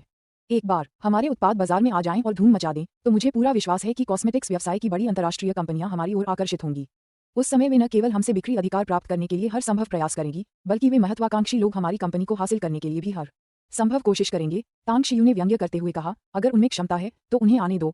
कांग शिया हिचकिचाते हुए बोली, बॉस, अगर हमारी समूह कंपनी सार्वजनिक होने से इनकार करती है तो वे हमारी कंपनी में शेयर हासिल नहीं कर पाएंगे और हमारी कंपनी का अधिग्रहण करना भी असंभव होगा। तांग शियू ने कहा, तो फिर हम इसे सार्वजनिक नहीं करेंगे। अच्छा। उनके बगल में सोफे पर बैठे युआन चुलिंग का ध्यान एंडी से हटकर कांग शिया पर केंद्रित हो गया था। उन्हें ऐसा लग रहा था मानो वे यहाँ आकर किसी स्त्री राज में प्रवेश कर रहे हों और सभी स्त्रियां परियों जैसी थीं। एंडी बेहद खूबसूरत थी और उसका विदेशी रूप रंग उसका सबसे बड़ा आकर्षण था। वहीं दूसरी ओर कांग शिया भी बेहद आकर्षक थी। उन्होंने बीजिंग की सबसे खूबसूरत महिला को देखा था, लेकिन वह भी कांग शिया की सुंदरता के आगे कुछ भी नहीं थी। खटखट। युआन चुलिंग के बगल में बैठी चेंग यानान के हाथ में पकड़ी चाय की प्याली जमीन पर गिरकर टूट गई। लेकिन मानो उसे इसका एहसास ही न हुआ हो, उसका खूबसूरत चेहरा अविश्वास से भरा हुआ था। उसकी निगाहें कांग शिया पर टिकी हुई थीं, उसके होंठ बिना कोई आवाज किए कई बार हिले। तांग शियू ने भौहें चढ़ाकर पूछा, चेंग यानन, क्या हुआ? चेंग यानान ने बड़ी मुश्किल से अपना सिर घुमाया और जब उसकी नजर तांग शियू से मिली तो उसने आखिरकार तेज सांस लेते हुए कहा, अब मुझे समझ आया कि कांग शिया नाम जाना पहचाना क्यों लग रहा था। क्या वह वॉल स्ट्रीट की मशहूर व्यापारिक प्रतिभा है जो दुनिया का वित्तीय केंद्र है? हाँ। तांग शियू ने सिर हिलाया। कांग शिया ने रुचि से चेंग यानान को देखा और मुस्कुराते हुए कहा, मुझे उम्मीद नहीं थी कि मेरा नाम इतना मशहूर होगा। इस खूबसूरत लड़की ने भी मेरे बारे में सुना है। कितना बड़ा सम्मान है। चेंग यानान अचानक खड़ी हो गई और अविश्वास से बोली, ये कैसे संभव है? आप तांग शियू के अधीनस्थ कैसे बन सकते हैं? आप एक ऐसे प्रतिभाशाली व्यवसायी हैं जिन्हें चीन की अनगिनत बड़ी कंपनियां नौकरी पर रखना चाहती हैं। आप? तांग शियू ने उदासीनता से पूछा, क्या आपको लगता है कि मैं कांग शिया को काम पर रखने के योग्य नहीं हूँ? चेंग यानान को तुरंत अपनी गलती का एहसास हुआ और उसने झट से कहा, मेरा मतलब वो नहीं था। मैं तो बस इस बात से हैरान हूँ कि कांग शिया सचमुच शिंगचेंग आई और आपके यहाँ काम कर रही है। तांग शियू, तुम्हें नहीं पता, मेरे दूसरे चाचा ने उससे 3 बार मुलाकात की, खुद उसे नौकरी की पेशकश की, लेकिन हर बार उसे मना कर दिया गया। तांग शियू ने उलझन में पूछा, तुम्हारा दूसरा चाचा कौन है? चेंग यानान ने कहा, चेंग जियांगुओ। कांग शिया मुस्कुराई, तो आप चेंग जियांगुओ की भतीजी हैं। आपके चाचा ने वाकई मुझसे 3 बार मुलाकात की थी, इस उम्मीद में कि मैं आपके चेंग परिवार की समूह कंपनी की सीईओ बनूंगी। हालांकि आपकी पारिवारिक कंपनी बहुत अधिक परिवार केंद्रित और बहुत ही प्रतिबंधात्मक है। तांग शियू ने पूछा, क्या चेंग परिवार बहुत प्रसिद्ध है? कांग शिया ने कहा, वे काफी प्रसिद्ध हैं। चेंग परिवार का शाही राजधानी के प्रमुख परिवारों में एक खास स्थान है। उनका न केवल राजनीतिक क्षेत्र में जबरदस्त प्रभाव है, बल्कि व्यापार जगत में भी उनका असाधारण स्थान है। अगर मुझे सही याद है तो चेंग जियांगुओ उत्तरी वाणिज्य मंडल के उपाध्यक्ष भी हैं। तांग शियू ने आश्चर्य से चेंग यानान की ओर देखा और पूछा, चूंकि आपका चेंग परिवार शाही राजधानी में इतना प्रसिद्ध है, तो आप शिंगचेंग में पढ़ाई करने क्यों आए? और आपकी बहन शिंगचेंग आपराधिक जांच विभाग में क्यों काम कर रही है? तर्कसंगत रूप से आपकी पृष्ठभूमि को देखते हुए शाही राजधानी में विकास करना बेहतर होगा। चेंग यानन चुप हो गई। कहावत है कि हर परिवार की अपनी मुश्किलें होती हैं। उनका चेंग परिवार बेशक बड़ा और शक्तिशाली था, लेकिन उसमें दखलंदाजी करने वाले लोगों की संख्या भी बहुत ज्यादा थी। अगर उनके दादाजी जीवित न होते तो चेंग परिवार शायद अब तक बिखर चुका होता। बड़े परिवारों में अंदरूनी कलह और सत्ता संघर्ष बेहद गंभीर होते हैं। उनकी बहन राजनीतिक बलि का बकरा नहीं बनना चाहती थी, इसलिए उसने परिवार के प्रस्तावित विवाह प्रस्ताव को ठुकरा दिया और खुद काम करने के लिए शिंगचेंग आ गई। वह अपनी बहन के पीछे पीछे आई। तांग शियू मामले की तह तक जाने वाला व्यक्ति नहीं था। ये देखकर कि चेंग यानान बात नहीं करना चाहता, उसने इस मुद्दे पर ज्यादा ध्यान नहीं दिया। इसके बजाय वह खड़ा हुआ और कांग शिया की ओर देखते हुए बोला, आज रात मेरा कुछ और काम है, इसलिए मैं पहले वापस जा रहा हूँ। मैं अपनी बात पर कायम हूँ। मुझे कंपनी की जिम्मेदारी आप पर पूरी तरह से सौंपने का भरोसा है। कुछ मिनट बाद तांग शियू, युआन चुलिंग और चेंग यानान के साथ शेंग तांग समूह से निकल गए। आज रात उन्हें न केवल युआन चुलिंग और बाकी तीनों को पढ़ाना था, बल्कि स्वास्थ्य उत्पादों के निर्माण पर शोध करने के लिए भी समय निकालना था। ओरिएंटल गोल्डन सीट के प्रवेश द्वार पर एक मर्सिडीज सेडान धीरे धीरे आकर रुकी और काली हील वाली सैंडल, लेस वाली स्टॉकिंग्स, फूलों वाली ड्रेस और गुलाबी धूप का चश्मा पहने एक महिला पिछली सीट से बाहर निकली। दूसरी तरफ एक अनिच्छुक युवक धीरे धीरे कार से बाहर निकला। बहनों, चलो इस बारे में फिर से बात करते हैं। मैं व्यापार के लिए बिल्कुल भी उपयुक्त नहीं हूँ। कुछ पुरानी चीजों की मरम्मत करके जेब खर्च कमाना ठीक है, लेकिन हमारी जैसी बड़ी कंपनी को संभालना तो नामुमकिन है। कृपया मुझे जाने दीजिए। वे दोनों लड़के हु वांजुन और जू रिनफेई अभी भी सुपा 4 स्टोर पर मेरा इंतजार कर रहे हैं। झांग योंगजिन ने अपनी कनपटी मली, उसका चेहरा बेबसी से भरा हुआ था। झांग डेकिन ने आंखें सिकोड़ते हुए धीमी आवाज में कहा, तुम सुपा 4 स्टोर जा सकते हो, लेकिन तुम्हारे जाने के 2 मिनट के अंदर ही मैं तुम्हारे सारे बैंक कार्ड फ्रीज कर दूंगी और तुम्हारी सारी आमदनी बंद कर दूंगी। साथ ही तुमने हाल ही में एक महिला यूनिवर्सिटी छात्रा को गर्भवती किया है। मैं मम्मी पापा को भी इसके बारे में बता दूंगी, इसलिए दूल्हा बनने के लिए तैयार हो जाओ। क्या? झांग योंगजिन कांप उठी और जल्दी से मुस्कुराते हुए बोली, बहन, तुम मेरी सगी बहन हो। तुम मेरे साथ ऐसा नहीं कर सकती। मैं तुम्हारी बात सुनूंगी, तुम जो भी कहोगी मैं मानूंगी। बस पारिवारिक कंपनी में काम करने आना है, कोई दिक्कत नहीं। तुम जो भी व्यवस्था करोगी मैं करूंगी। झांग डेकिन के होंठों पर मुस्कान आ गई और उसने उसी मुस्कान के साथ कहा, यह आपकी स्वेच्छा से लिया गया निर्णय है, मैंने आपको मजबूर नहीं किया। हाँ हाँ हाँ। झांग योंगजिन मन ही मन बड़बड़ा रहा था, लेकिन वह इसे जबान से कहने की हिम्मत नहीं कर पा रहा था। बचपन से ही उसके माता पिता बहुत व्यस्त रहते थे और उसके पास उसकी देखभाल करने का ज्यादा समय नहीं होता था, इसलिए उससे 7-8 साल बड़ी उसकी बहन ही उसकी सबसे बड़ी अभिभावक बन गई थी, जो हर छोटी बड़ी चीज का ध्यान रखती थी। अचानक झांग योंगजिन की निगाहें तेज हो गईं और उसके आगे बढ़ने के कदम तुरंत रुक गए। उसकी नजर अंदर से बाहर आ रही तांग शियू पर पड़ी। संकरी सड़क पर दुश्मन। झांग योंगजिन ने ठंडी सांस ली। हालांकि वह मन ही मन तांग शियू से थोड़ा डरता था, लेकिन अपनी बहन की मौजूदगी से उसे लगा कि उसका साहस काफी बढ़ गया है। झांग डेकिन ने अपने भाई के असामान्य व्यवहार को ध्यान से देखा। उसकी निगाहों का पीछा करते ही उसके चेहरे के भाव तुरंत बदल गए। आज के जमाने में बहुत कम युवा उस पर गहरी छाप छोड़ पाते हैं, लेकिन तांग शियू उनमें से एक था। उसे आज भी याद है जब उसने पिछली बार लॉन्ग झेंग्यू के साथ जुआ खेला था। अगर यह युवक न होता तो वह खुद ही जीत जाती। अध्याय 147। एक जोरदार थप्पड़। दूसरा अपडेट, मासिक टिकटों की मांग। तांग शियू का चेहरा शांत था। जब उसने झांग डेकिन और झांग योंगजिन को देखा तो उसने बस उन पर एक नजर डाली और फिर उन्हें अनदेखा करना ही बेहतर समझा। उन्होंने झांग योंगजिन को कई बार अनुशासित किया था और उनका मानना था कि उन्होंने उसे एक महत्वपूर्ण सबक सिखाया था। जब तक झांग योंगजिन उसे उकसाता नहीं, तब तक तांग शियू को ऐसे बिगड़े हुए युवा मालिक से परेशान होने की कोई इच्छा नहीं थी। अच्छे परिवार में जन्म लेना एक हुनर है। हालांकि यह कथन सत्य था, लेकिन सर्वोत्तम जन्म होने के बावजूद यदि कोई व्यक्ति बाद में जीवन में कड़ी मेहनत नहीं करता है तो वह बेकार ही रहेगा और कभी महानता प्राप्त नहीं कर पाएगा। तांग शियू के विचार में झांग योंगजिन इसी श्रेणी में आते थे। तांग शियू, है ना? हम फिर मिलेंगे। झांग डेकिन ने कुछ कदम आगे बढ़कर तांग शियू और उसके 2 साथियों का रास्ता रोक दिया। तांग शियू ने भौहें चढ़ाकर उदासीनता से कहा, कुछ गड़बड़ है क्या? झांग डेकिन ने कहा, मैंने किसी को तुम्हारे बारे में जांच करने के लिए कहा था। मुर्गी खाने से निकले फीनिक्स की तरह तुम्हारे पास कुछ तरकीबें जरूर हैं। यहाँ तक कि लॉन्ग जेंग्यू और लॉन्ग जेंगलिन, वे दोनों भाई भी आपको अपना आदर्श मानते हैं। हालांकि बाद में मुझे एक जांच रिपोर्ट मिली जिसमें कहा गया था कि आपने मेरे भाई को धमकाया था। क्या वह सच है? तांग शियू ने झांग योंगजिन की ओर देखा और ठंडे लहजे में कहा, अगर तुम्हारे माता पिता उसे अनुशासित नहीं करते हैं तो मैं उनके लिए ये काम कर दूंगी। क्या ये गलत है? आप? झांग डेकिन बेहद गुस्से में थी। उसे सबसे ज्यादा बुरा तब लगता था जब दूसरे लोग कहते थे कि उसके और उसके भाई को उनके माता पिता द्वारा अनुशासित नहीं किया गया था। वह ये भी जानती थी कि उसके भाई के लिए सबसे बड़ा वर्जित भाव उस वाक्यांश को सुनना था। वास्तव में झांग योंगजिन के चेहरे पर गुस्से का भाव था और वह आगे की ओर झपटा और तांग शियू के सामने आकर रुक गया। उसने अपना हाथ उठाया, तांग शियू की ओर इशारा किया और गाली देते हुए कहा, तुम हो क्या? सिर्फ इसलिए कि तुम लड़ने में अच्छे हो, इसमें इतना घमंड करने की क्या बात है? मुझे अनुशासित करने के लिए मेरे माता पिता हैं या नहीं, इससे आपका कोई लेना देना नहीं है। तांग शियू ने मन ही मन सिर हिलाया और कहा, सच कहूं तो मैं वास्तव में इतना आलसी हूं कि तुम्हारे साथ समय बर्बाद करने का मेरे पास समय नहीं है। जब तक तुम मुझे उकसाओगे नहीं, मैं तुम्हारे लिए कोई मुसीबत खड़ी नहीं करूंगा। तो मैं आपको एक सलाह दूंगा, मैं अपना रास्ता खुद चुनूंगा और आप अपना।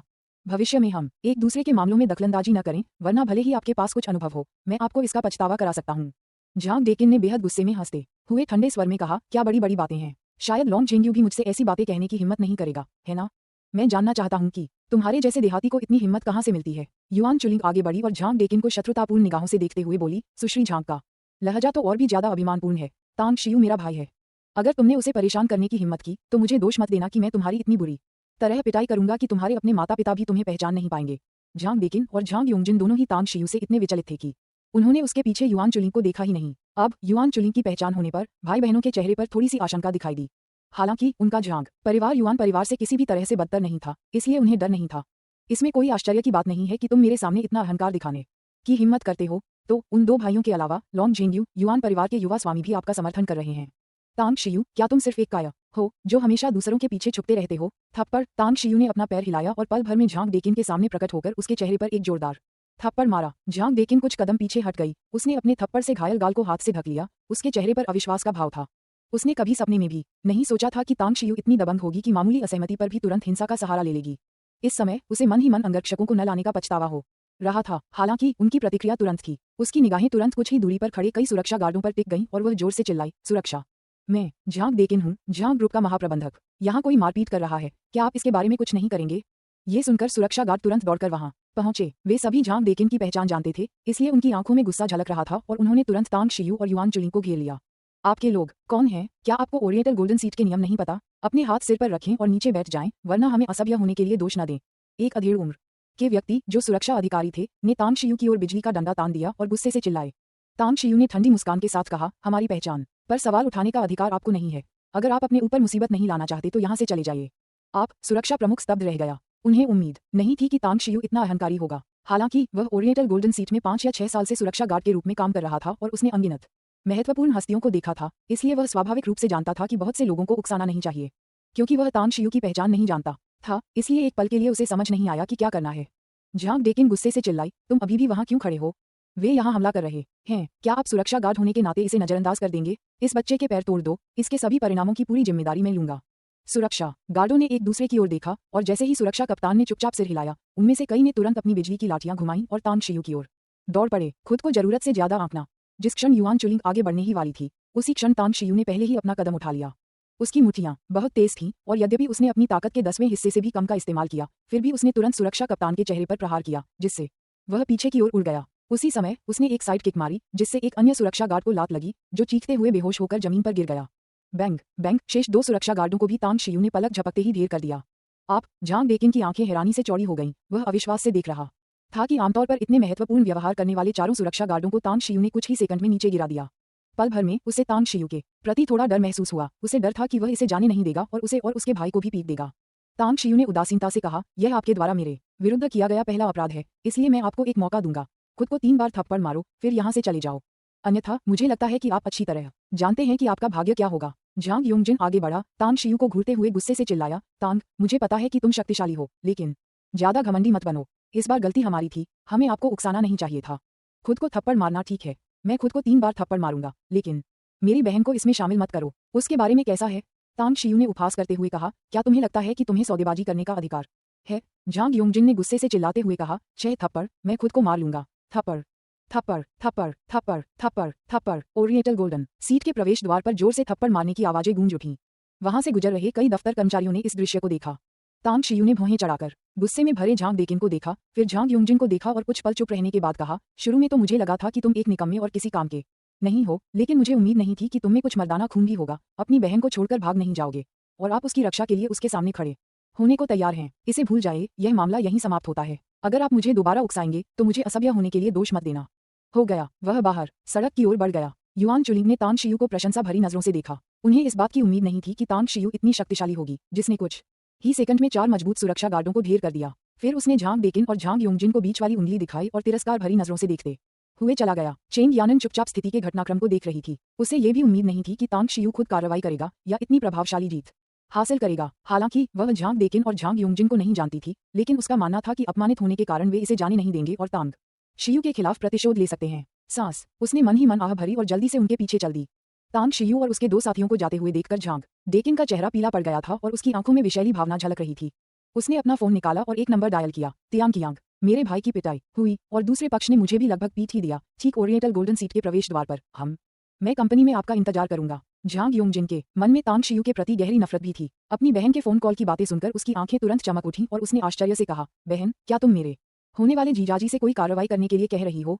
अगर उसने ऐसा किया तो वह निश्चित रूप से तांग शियू को बुरी तरह पीटेगा और तांग शियू अपने माता पिता के लिए रोएगा। झांग डेकिन ने झांग योंगजिन के सूजे हुए गाल को देखते हुए व्यंग्य किया और कुछ दर्द भरे स्वर में कहा, क्या दर्द हो रहा है? क्या आप अस्पताल जाना चाहते हैं? झांग योंगजिन ने सिर हिलाकर कहा, बहन, मैं ठीक हूँ। झांग डेकिन ने सिर हिलाया और कड़वाहट से कहा, तियांग कियांग को उससे निपटने देना तो बस पहला कदम है। उसके बाद मैं उससे अनगिनत बार बदला लूंगा, जब तक कि मैं उसे स्टार सिटी से बाहर न निकाल दूं। बस रुको। एक बदमाश जो खुद को कुछ काबिल दोस्तों का जानकार समझता है और इतना घमंड करने की हिम्मत करता है, मैं उसे हमें नाराज करने के अंजाम जरूर बताऊंगा। हालांकि झांग योंगजिन एक बिगड़ा हुआ बच्चा था, लेकिन वह मूर्ख नहीं था। वह एक पल के लिए हिचकिचाया और फुसफुसाया, बहन, लॉन्ग झेंग्यू पर तांग शियू का बहुत बड़ा एहसान है और अब तांग शियू के साथ युआन चुलिंग है। अगर लॉन्ग परिवार और युआन परिवार आपस में हाथ मिला लें तो हम। झांग डेकिन ने उपहास करते हुए कहा, क्या आपको लगता है कि वे दोनों परिवार एक मामूली से व्यक्ति के लिए हमारे झांग परिवार से युद्ध करेंगे? अगर लॉन्ग हानविन और युआन जेंगजुआन मूर्ख नहीं हैं, तो वे हमारे झांग परिवार के खिलाफ जाने के परिणामों को समझ जाएंगे। अगर वे हमारे झांग परिवार को हरा भी देते हैं तो भी उनके लिए यह आसान नहीं होगा। झांग योंगजिन एक पल के लिए हिचकिचाई और धीमी आवाज में पूछा, बहन, क्यों न हम किसी को उस बच्चे के पृष्ठभूमि की दोबारा जांच करने के लिए भेजें? अगर उसके और भी संपर्क हैं तो हम पहले से तैयारी कर सकते हैं। झांग डेकिन ने उपहास करते हुए कहा, फिर से जांच करने की कोई जरूरत नहीं है। मैंने पहले जिस व्यक्ति को भेजा था वह बहुत ही सक्षम है और उसने उस बच्चे के बैकग्राउंड की पूरी तरह से जांच की थी, इसलिए आप निश्चिंत रहें। ठीक है। ये सुनकर झांग योंगजिन ने सिर हिलाया। हालांकि उसे अब भी थोड़ी बेचैनी महसूस हो रही थी, शायद इसलिए कि तांग शियू ने उसे इतनी बार अनुशासित किया था कि उसके मन में तांग शियू के प्रति भय की भावना पैदा हो गई थी। बहन, आज हम कंपनी क्यों नहीं चलते? जो दस्तावेज आप मुझे देना चाहते थे वे कल तक इंतजार कर सकते हैं। चूंकि हम तांग शियू के मामले से निपटने जा रहे हैं, इसलिए मुझे लगता है कि हु वांजुन और जू रेनफेई को शामिल करना बेहतर होगा। वे दोनों उस बच्चे से बेहद नफरत करते हैं। अगर उन्हें पता चलेगा कि तुम खुद कार्रवाई कर रही हो, बहन, तो वे निश्चित रूप से मदद करेंगे। झांग योंगजिन ने धीमी आवाज में कहा। झांग डेकिन ने एक पल सोचा, फिर प्रशंसा करते हुए कहा, योंगजिन, तुम सही हो। अगर हु परिवार और जू परिवार इस मामले में शामिल हैं, तो भले ही लॉन्ग परिवार और युआन परिवार उस बच्चे के लिए खड़े होना चाहें, वे 2 बार सोचेंगे। जाना, उन्हें ढूंढो और उन्हें कंपनी में मुझसे मिलने के लिए बुलाओ। ठीक है। झांग योंगजिन सहमत हो गया और अपना चेहरा धमकते हुए जल्दी से वहां से चला गया। अध्याय 148 निर्लजता का क्षेत्र, तीसरा अपडेट, मासिक टिकटों की मांग। जब तांग शियू नानलिंग कस्बे में वापस लौटी तो रात का खाना पहले से ही तैयार था। उन्हें आश्चर्य हुआ कि आज रात न केवल कुछ और लोगों को खाना खिलाना था, बल्कि उन्होंने कुछ ऐसे लोगों को भी देखा जिनकी उन्हें उम्मीद नहीं थी। ली लिपिंग के चेहरे पर मुस्कान थी, उसकी निगाहें युआन चुलिंग और चेंग यानन को पार करते हुए तांग शियू के चेहरे पर आकर टिक गईं। वह मुस्कुराई और बोली, श्रीमान तांग, इस अचानक मुलाकात के लिए मैं क्षमा चाहती हूँ और मुझे उम्मीद है कि हम आपको परेशान नहीं कर रहे हैं। मैं यहाँ इसलिए आया हूँ क्योंकि मैंने एक महत्वपूर्ण खोज की है और मैं इस पर आपके साथ चर्चा करना चाहता हूँ। तांग शियू ने पूछा, गुयिन की पढ़ाई के बारे में क्या? ली लिपिंग ने सिर हिलाकर कहा, हाँ। प्रशिक्षण केंद्र में हमारे 3 शिक्षकों द्वारा गुयिन को प्रशिक्षण देना शुरू करने के बाद उन्हें एक महत्वपूर्ण समस्या का पता चला, तो हमने पाठ्यक्रम में संशोधन कर दिया है और मैं सोच रहा था कि क्या आप इसे देखना चाहेंगे? तांग शियू ने हाथ हिलाते हुए कहा, तुमने अभी तक खाना नहीं खाया है ना? चूंकि आप यहाँ हैं तो चलिए साथ में खाना खाते हैं। यह ली लिपिंग थोड़ी हिचकिचाई। किंगपिंग मुस्कुराई और बोली, बिल्कुल सही, मैंने बहुत सारे व्यंजन बनाए हैं और अगर बॉस ली और तीनों शिक्षकों को कोई आपत्ति न हो तो कृपया हमारे साथ रात के खाने पर शामिल हों। मैं आपकी बेटी की पढ़ाई में मदद के लिए पहले से ही बहुत आभारी हूँ, इसलिए ये भोजन मेरी कृतज्ञता का प्रतीक है।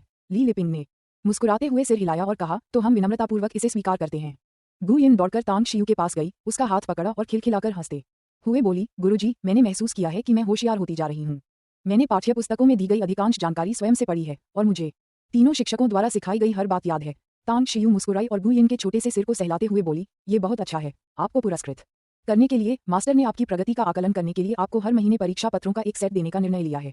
हम गु यिन ने खिलखिलाते हुए हंसते हुए सहमति जताई। रात के खाने के बाद तांग शियू ने युआन चुलिंग और चेंग यानन को सम्मेलन कक्ष में बुलाया और उन्हें निर्देश दिया कि वे स्वयं समीक्षा करें और जिया वानफेन और ली जियाओकियान के आने की प्रतीक्षा करें। फिर वह दूसरी मंजिल पर स्थित गु यिन के कमरे में गया। अधेड़ उम्र के शिक्षक को गु यिन को पाठ पढ़ाते देख उसने ली लिपिंग की ओर इशारा किया और फिर मुड़कर कमरे से बाहर चला गया। पहली मंजिल पर स्थित बैठक कक्ष में तांग शियू और ली लिपिंग सोफे पर बैठे थे और मु किंगपिंग द्वारा लाई गई सुगंधित चाय की चुस्कियां ले रहे थे। उसे ये देखकर काफी मजा आया कि युआन चुलिंग और चेंग यानन चुपके से दालान से बैठक कक्ष में झांक रही थीं। उनके कान खड़े थे जो स्पष्ट रूप से ली लिपिंग के साथ उसकी बातचीत को सुनने की कोशिश कर रही थीं। श्रीमान टैंग, ये हमारा संशोधित पाठ्यक्रम है। मुझे यह आपको कल देना था, लेकिन आपसे संपर्क नहीं हो पाया, इसलिए मैं आज खुद आकर दे रही हूँ, ली लिपिंग ने धीरे से कहा और एक फोल्डर आपको सौंप दिया। तांग शियू ने उसे लिया, योजना निकाली और उसे पूरा पढ़ा, फिर सिर हिलाकर कहा, मुझे आपके द्वारा बनाई गई अध्ययन योजना पर कोई आपत्ति नहीं है, क्योंकि शिक्षक ही पाठ पढ़ाते हैं। मैं ये पूछना चाहता हूँ कि यिन यिन की सीखने की प्रगति कैसी चल रही है? क्या वह त्वरित शिक्षण के अनुकूल ढल पाएगी? ली लिपिंग ने व्यंग्यात्मक मुस्कान के साथ कहा, अगर मैंने यिन यिन की माँ से बात न की होती तो हमें सचमुच विश्वास नहीं होता कि वह पहले केवल दूसरी कक्षा के स्तर पर थी। वह बहुत बुद्धिमान है। मैंने 10,000 बच्चों में से कम 9,999 बच्चों को देखा है, लेकिन मैंने कभी भी इतना होशियार बच्चा नहीं देखा। उसकी सीखने की गति अविश्वसनीय रूप से तेज है, इतनी तेज कि हमारे शिक्षक लगभग उसकी गति के साथ तालमेल नहीं बिठा पाते हैं। तांग शियू ने संतुष्टि भरी मुस्कान दिखाते हुए कहा, तो फिर मैं आपकी प्रतिष्ठित कंपनी के शिक्षकों को परेशान करूंगा। मैं धन्यवाद के बहुत सारे शब्द नहीं कहूंगा, मैं इसे अपने कार्यों से व्यक्त करूंगा। आप अपनी कीमत बताइए, मैं इसे अभी आपको हस्तांतरित कर सकता हूँ। ली लिपिंग ने कहा, 3 शिक्षक प्रति माह पढ़ाते हैं, प्रत्येक शिक्षक 20,000 युआन शुल्क लेता है, जिसका मतलब है प्रति माह 60,000 युआन। अब से लेकर 1 सितंबर तक, यानी 3 महीने से अधिक समय तक हम 3 महीने का शुल्क लेंगे, जो कुल मिलाकर 1,80,000 युआन होगा। इस कीमत के बारे में आपकी क्या राय है? तांग शियू ने तुरंत कहा, कोई बात नहीं, जब तक आपका शिक्षण अच्छा है, कीमत पर बातचीत की जा सकती है। जल्द ही तांग शियू ने मोबाइल बैंकिंग के माध्यम से ली लिपिंग के खाते में 1,80,000 युआन स्थानांतरित किए। ली लिपिंग खड़ी हुई और मुस्कुराई, श्रीमान तांग, जिन सभी बातों पर हमें चर्चा करनी थी उन पर चर्चा हो चुकी है। अब से हम बच्चे की सीखने की प्रक्रिया के परिणाम देखेंगे। मैं अब आपको और परेशान नहीं करूंगा, अलविदा। तांग शियू ने ली लिपिंग को दरवाजे तक पहुंचाया, उसे आंगन के फाटक के पार गायब होते हुए देखा, फिर मुड़कर धीमी आवाज में कहा, क्या तुम दोनों ने काफी सुन लिया है? बाहर आओ। युआन चुलिंग और चेंग यानन आश्चर्य भरे भावों के साथ बाहर निकले। चेंग यानन ने उत्सुकता से पूछा, तांग शियू, आपको कैसे पता चला कि हम छुपकर बातें सुन रहे थे? क्या आपके पास एक्सरे जैसी दृष्टि है या असाधारण श्रवण शक्ति? तांग शियू ने अधीरता से जवाब दिया, मेरे पास एक 360 degree dead angle free detector है, जिसे एक्सरे विजन भी कहा जा सकता है। किसी ने कपड़े पहने हो या न पहने हो, इससे मुझे कोई फर्क नहीं पड़ता। भाड़ में जाओ। चेंग यानन का सुंदर चेहरा शर्म से लाल हो गया और एक शर्मिंदगी भरी गाली देने के बाद वह मुड़ी और सम्मेलन कक्ष की ओर दौड़ पड़ी। युआन चुलिंग ने चेंग यानन की पीछे हटती हुई आकृति को गायब होते हुए देखा, फिर तांग शियू की ओर मुड़ी और प्रशंसा में उसे अंगूठा ऊपर करके इशारा किया। शानदार, सचमुच शानदार। बॉस, मुझे पहले यह बात क्यों नहीं समझ आई कि आपकी वाक्पटुता आपकी बुद्धिमत्ता के बराबर ही अच्छी है? तांग शियू मुस्कुराई और बोली, मुझे पहले पता ही नहीं चला कि तुम्हारी चापलूसी चरम सीमा पर पहुंच गई है। इधर उधर की बातें करना बंद करो और अपनी पढ़ाई पर ध्यान दो। मैंने शिक्षक हान से सैन्य शपथ ली थी, अगर कॉलेज प्रवेश परीक्षा में आपके अंक सबको प्रभावित नहीं करते हैं तो यह मेरी विफलता होगी। मिशन सफलतापूर्वक संपन्न हुआ। गारंटीशुदा। जब से युआन चुलिंग को पता चला कि उसके माता पिता का तलाक एक दिखावा था, तब से वह अपनी पढ़ाई में अत्यधिक प्रेरित हो गया था। अब तांग शियू की अनूठी शिक्षण विधियों से उन्हें और भी अधिक ऊर्जा मिली। स्टार सिटी पारंपरिक चीनी चिकित्सा अस्पताल वीआईपी वार्ड में सू शांगविन और उनकी पत्नी झांग मेयुन सू लिंग्यो के सामने खड़े थे, अस्पताल के बिस्तर पर लेटी हुई उसे नीचे देख रहे थे। उनकी आंखों में तिरस्कार भरा हुआ था। वे सू लिंग्यो के खिलाफ साजिश रचने की योजना बना रहे थे, लेकिन उन्होंने कभी यह उम्मीद नहीं की थी कि स्वर्ग भी उससे नाराज हो जाएगा, जिसके कारण यह अवांछित दुर्भाग्य आएगा। छोटी बहन, ऐसा नहीं है कि तुम्हारा भाई तुम्हें उपदेश दे रहा है, आप तो पहले से ही इतने बूढ़े हो चुके हैं, आप लोगों को कम चिंता क्यों नहीं करने देते? अब क्या करें, तुम्हारी पिटाई हो गई है ना? आपको चोट लग गई थी है ना? मैं आपके छोटे से रेस्तरां में गया था और वह बुरी तरह से क्षतिग्रस्त हो चुका था। मुझे लगता है आपकी संपत्ति को देखते हुए अस्पताल में भर्ती और चिकित्सा उपचार पर पहले ही आपका काफी पैसा खर्च हो चुका है और शायद आपके पास दोबारा सजावट करने के लिए पर्याप्त पैसा नहीं है ना? सू शांगविन ने व्यंग्य भरे लहजे में कहा। झांग मेयुन के चेहरे पर भी गर्व का भाव था और उसने कहा, बिल्कुल सही। जब हमारी शांगविन आपसे पैसे उधार लेने गई तो आप बार बार यही कहते रहे कि आपके पास केवल 1 लाख युआन हैं। आपकी चोटें मामूली नहीं हैं और कौन जाने किस दैवीय हस्तक्षेप ने आपको इतने उच्च श्रेणी के वार्ड में रहने की अनुमति दी, जिसका प्रतिदिन का खर्च बहुत अधिक है ना? अगर आपके पास अपने क्षतिग्रस्त रेस्तरां की मरम्मत कराने के लिए पैसे नहीं हैं, तो बेहतर होगा कि आप इसे हमें हस्तांतरित कर दें। अगर आपके पास जाने के लिए कोई जगह नहीं है तो कोई बात नहीं, ठीक होने के बाद यहीं रुकें और रेस्टोरेंट में काम करें। हम आपको हर महीने 2,000 युआन देंगे, बुरा नहीं है ना? 2,000 युआन। सू लिंग्यो ने दर्द भरी निगाहों से अपने भाई और भाभी को देखा। उसका दिल ऐसे दुख रहा था मानो सुई चुभ गई हो। वह कई वर्षों से जानती थी कि उसके भाई और भाभी उसे नापसंद करते हैं और बेशर्म हैं, लेकिन उसने कभी सपने में भी नहीं सोचा था कि वे इतने बेशर्म होंगे। क्या उनकी मांग उसके दुर्भाग्य का फायदा उठाने का स्पष्ट मामला नहीं था? 2000 युआन प्रति माह का वेतन कम नहीं लग रहा था, लेकिन उसके रेस्तरां में काम करने वाले आम कर्मचारी इससे कहीं अधिक कमाते थे। यहाँ से चले जाओ। सू लिंग्यू उठकर उन्हें बाहर निकालना चाहती थी, लेकिन वह घायल थी और जानती थी कि अगर वह उठ भी गई तो उन दोनों का मुकाबला नहीं कर पाएगी। सू शांगवेन का चेहरा ठंडा पड़ गया और उसने सू लिंग्यू को घूरते हुए डांटते हुए कहा, सू लिंग्यू, इतनी कृतघ्न मत बनो। यदि आप वह छोटा रेस्तरां मुझे सौंप देते हैं तो मैं आपको इतनी धनराशि दे सकता हूँ जिससे आप और आपकी माँ और बेटी भविष्य में आराम से जीवन यापन कर सकें। लेकिन अगर तुम हठधर्मी बने रहे तो तुम्हें आगे बहुत कष्ट सहना पड़ेगा। सू लिंग्यू ने गुस्से से जवाब दिया, क्या तुमने नहीं कहा था कि तुम्हारे पास पैसे नहीं हैं? मुझे पैसे देने के लिए तुम पैसे कहाँ से लाओगे? सू शांगविन ने कहा, मेरे पास अभी पैसे नहीं हैं, लेकिन मैं उधार ले सकती हूँ।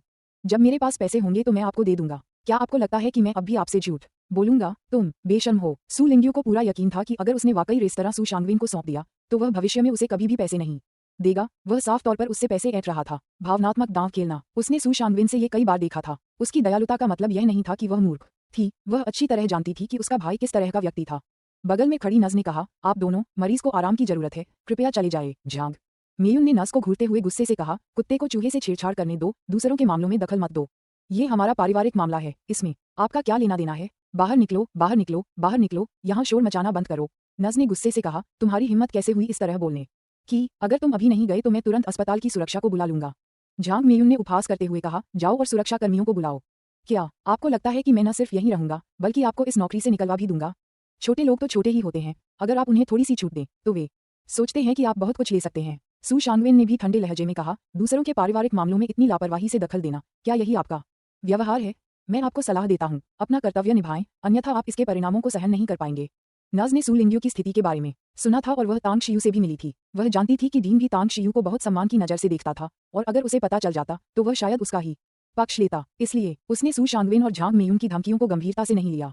उसने झटपट अपना फोन निकाला और अस्पताल के सुरक्षा कार्यालय में फोन किया। ठीक है, मैं अभी आता हूँ। फोन का जवाब देने वाला व्यक्ति सुरक्षा दल का कप्तान चेन ताओ था।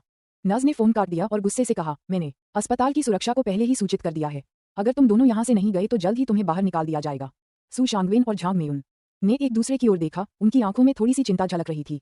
हालांकि सू शांगवेन आखिरकार शांगवेन रियल एस्टेट की मालिक थीं। हालांकि कई पुराने दोस्त उससे दूरी बनाए हुए थे, फिर भी कुछ लोग ऐसे थे जिनसे वह मदद मांग सकता था, जैसे कि एक परिचित जो इस पारंपरिक चीनी चिकित्सा अस्पताल में उपडीन थे। हेलो ओल्ड लियू, ये सू शांगवेन है, शांगवेन रियल एस्टेट से सू शांगवेन। मैं ये पूछने के लिए फोन कर रहा हूँ कि आपके अस्पताल में क्या चल रहा है। मैं आपकी भाभी को अस्पताल के भर्ती विभाग में अपनी अस्पताल में भर्ती बहन से मिलने के लिए लेकर आया था। पारिवारिक मामलों को लेकर हमारा एक छोटा सा विवाद हुआ था और आपके अस्पताल की नज ने मेरी पत्नी और मुझे हर संभव तरीके से अपमानित किया और यहाँ तक कि सुरक्षाकर्मियों को बुलाकर हमसे निपटने के लिए कहा। तो मैं आपको परेशान करूंगा। मैं यहाँ आपके लिए इंतजार करूंगा। वीआईपी वार्ड, जी हाँ, कमरा नंबर है। अध्याय 149, शक्ति की तुलना। चौथा अद्यतन, मासिक टिकटों की मांग। सू शांगवेन ने फोन पर बात खत्म करने के बाद नस को ठंडी निगाहों से देखते हुए कहा, अगर तुम अभी हमसे माफी मांगकर आज्ञाकारी होकर यहाँ से चली जाओ तो मैं ऐसा दिखावा कर सकता हूँ कि कुछ हुआ ही नहीं। जब मेरा दोस्त जो वाइस डीन है आएगा तो मैं तुम्हारे लिए सिफारिश भी कर दूंगा, वरना तुम अपना सामान पैक करके यहाँ से चली जाओ। किसी और की शक्ति का दुरुपयोग करके दादागिरी करना। नस भी सीधी सादी महिला थी। सू शांगवेन को उपडीन को बुलाते देख वह तुरंत क्रोधित हो गई। उसे विश्वास नहीं हो रहा था कि अस्पताल का उपडीन डीन से अधिक शक्तिशाली हो सकता है।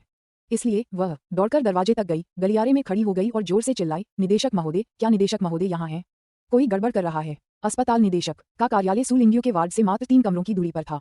चूंकि उस समय उनका दरवाजा खुला था और वे दस्तावेज व्यवस्थित कर रहे थे, इसलिए बाहर से आ रही चीखों को सुनकर उनका चेहरा तुरंत बदल गया। वे दौड़कर अपने कार्यालय से बाहर निकल आए। आपको पता होना चाहिए, यह वीआईपी वार्ड था। यहाँ भर्ती हर मरीज या तो अमीर था या कुलीन वर्ग का। अगर उसकी निगरानी में उनमें से किसी को भी कुछ हो जाता तो वह बहुत बड़ी मुसीबत में पड़ जाता।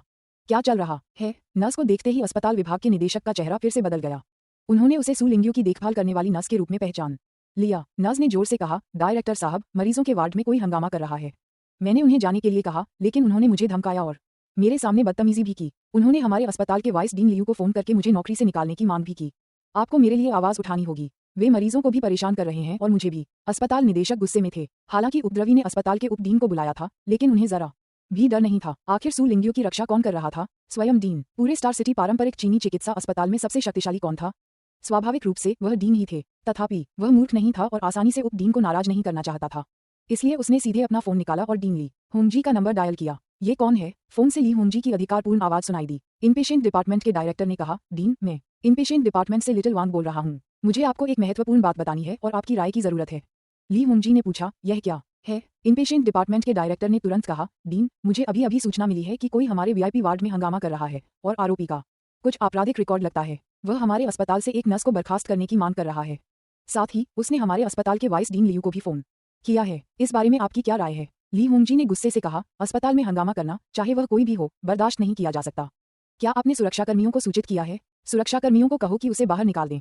ठीक है। इनपेशेंट डिपार्टमेंट के निदेशक तुरंत सहमत हो गए। फिर उनकी आंखों में एक चमक थी। उन्होंने कहा, डीन, मैं आपके आदेशों के अनुसार आगे बढ़ूंगा। वाइस डीन लियू के लिए मैं उसे फोन करूंगा, ली होंगजी ने गहरी आवाज में कहा। अस्पताल निदेशक ने तुरंत कहा, तो मैं आपको परेशान करूंगा, डीन। वैसे उपद्रवी सू लिंगियो के वार्ड में है। ठीक है, मुझे पता है। ली होंगजी ने अधीरता से फोन काट दिया। जैसे ही वह वाइस डीन लियू का नंबर ढूंढ रहा था, अचानक उसके चेहरे पर एक युवा चेहरा उभर आया और वह भावहीन हो गया। सू लिंगियो, क्या वह तांग शियू की मां नहीं है? ली होंगजी अचानक उठ खड़े हुए, फोन करने की जहमत ही नहीं उठाई और अपने कार्यालय से बाहर निकल गए। अस्पताल विभाग के वीआईपी वार्ड में सू शांगवेन ने अंदर आते हुए अस्पताल विभाग के निदेशक को देखा। उनकी भौहें गहरी सिकुड़ी हुई थीं। हालांकि कमजोरों को धमकाने और ताकतवरों से डरने वाले व्यक्ति होने के नाते और अपने उपडीन मित्र पर भरोसा करने के कारण उन्होंने अस्पताल विभाग के निदेशक को गंभीरता से नहीं लिया। उन्होंने गंभीर स्वर में कहा, आपको सफेद कोट में देखकर लगता है आप इस अस्पताल के नेता हैं, है ना? आपके अस्पताल में क्या गड़बड़ है? एक नर्स भी दूसरों की शक्ति का दुरुपयोग कर रही है। मेरी बहन यहाँ भर्ती है, क्या मैं उसका भाई होने के नाते उससे मिलने नहीं आ सकता? महोदय, कृपया सोच समझकर बोलें। अस्पताल में भर्ती विभाग के निदेशक का चेहरा एकदम ठंडा पड़ गया। इतना कहने के बाद उन्होंने नर्स की ओर देखा। नर्स ने तुरंत कहा, डायरेक्टर साहब, ये लोग हद पार कर रहे हैं। इन्होंने न सिर्फ सू मैडम को अपमानित किया, बल्कि उनके परिवार के रेस्टोरेंट पर भी कब्जा करना चाहते हैं। मैंने देखा कि सू मैडम को आराम की जरूरत है, इसलिए मैंने उनसे जाने को कहा, लेकिन उन्होंने मुझे गालियां दी और धमकी दी। देखिए, सू मैडम ने इन्हें इतना परेशान किया है कि ये रोने लगी हैं। अस्पताल निदेशक ने सू लिंगियो पर एक नजर डाली और मन ही मन उस महिला के लिए थोड़ी दया महसूस की। ऐसे निर्लज्ज बड़े भाई के साथ उसकी किस्मत कितनी खराब रही होगी। आप दोनों, यह वीआईपी वार्ड है। अगर मरीज आपका स्वागत नहीं करता है तो कृपया अभी चले जाइए। साथ ही मुझे इस बात से कोई फर्क नहीं पड़ता कि आप वाइस डीन लियू को जानते हैं या नहीं, यहाँ मरीज सर्वोपरि है। सू शांगवेन ने व्यंग्य करते हुए कहा, अगर मैं गलत नहीं हूँ तो आपके पारंपरिक चीनी चिकित्सा अस्पताल में उप डीन का पद तो ऊंचा ही होता है ना? आप मुझे निकालना चाहते हैं? मुझे खेद है कि आपके पास यह अधिकार नहीं है। उप डीन लियू के आने के बाद बात करते हैं। इनपेशेंट विभाग के निदेशक ने उदासीनता से कहा, मुझे खेद है, लेकिन आपको निराशा हो सकती है। उप डीन लियू बहुत व्यस्त हैं और शायद उनके पास यहाँ आने का समय नहीं होगा। सू शांगवेन ने भौहें चढ़ाकर ठंडे लहजे में कहा, ज्यादा घमंड मत करो। वह आ पाएगा या नहीं, ये तुम्हारे हाथ में नहीं है। मैंने पहले ही फोन करके पुष्टि कर ली है। वह जल्द ही यहाँ होगा। मैं देखना चाहती हूँ कि उप डीन लियू के आने पर भी तुम ऐसी बातें कहने की हिम्मत करोगे या नहीं। अस्पताल विभाग के निदेशक ने मन ही मन तिरस्कार किया और अब उन्होंने सू शांगवेन के अतार्किक और दबंग रवैये से बहस करना उचित नहीं समझा। उन्होंने चेहरे पर जबरदस्ती मुस्कान लाते हुए सू शांगवेन के बिस्तर के पास आकर सांत्वना दी। सू महोदया, आप अभी घायल हैं, इसलिए ज्यादा दुखी ना हो। कहावत है, जब आसमान गिरता है तो उसे थामने के लिए कोई न कोई बड़ा होता है। भले ही श्रीतांत का आना असुविधाजनक हो, हमारा अस्पताल चुपचाप नहीं बैठेगा। सू लिंगियो ने रोना बंद कर दिया और चुपचाप सिर हिलाया। श्रीमान टैंग, सू शांगवेन और झांग मेयुन ने एक दूसरे की ओर देखा। उनकी आंखों में उलझन साफ झलक रही थी। आखिर ये इनपेशेंट डिपार्टमेंट के डायरेक्टर किसके बारे में बात कर रहे थे? क्या ये तांग शियू हो सकता है? ऐसा हो नहीं सकता, है ना? तांग शियू तो बस एक छात्र है। अगर उसने अतीत में कुछ किया भी हो और लॉन्ग ग्रुप के बॉस के साथ उसका कोई संबंध रहा हो, या अगर बाइडे फार्मास्यूटिकल के बॉस को कुछ समय के लिए भ्रम हुआ हो और उन्होंने सोचा हो कि तांग शियू काबिल है, तो अब तक तो उसका पर्दाफाश हो जाना चाहिए था। झांग मेयुन एक पल के लिए हिचकिचाई, फिर जोर से पूछा, वह निर्देशक महोदय, आप श्रीतांत की बात कर रहे हैं? कौन? क्या वह छोटा बदमाश तांग शियू है? अस्पताल के बिस्तर पर लेटी सू लिंगियो तुरंत एक क्रोधित शेरनी की तरह दहाड़ उठी। मेरे बेटे को गाली देने की हिम्मत मत करो। तुम दोनों निकल जाओ, निकल जाओ। झांग मेयुन ने ताना मारते हुए कहा, मैं तुम्हारे नाजायज बेटे को श्राप दे रही हूँ, तो क्या हुआ? एक नीच कमीना जो माँ से पैदा हुआ है लेकिन जिसका कोई बाप नहीं, और तुम बेशर्मी से उसकी रक्षा कर रहे हो। तुम सचमुच दिमागी रूप से बीमार हो। मुसीबत कौन पैदा कर रहा है? दरवाजे के बाहर से गुस्से भरी चीख सुनाई दी और सुरक्षा कप्तान चेन ताओ अस्पताल के 3 सुरक्षा गार्डों के साथ कमरे में दौड़ पड़े।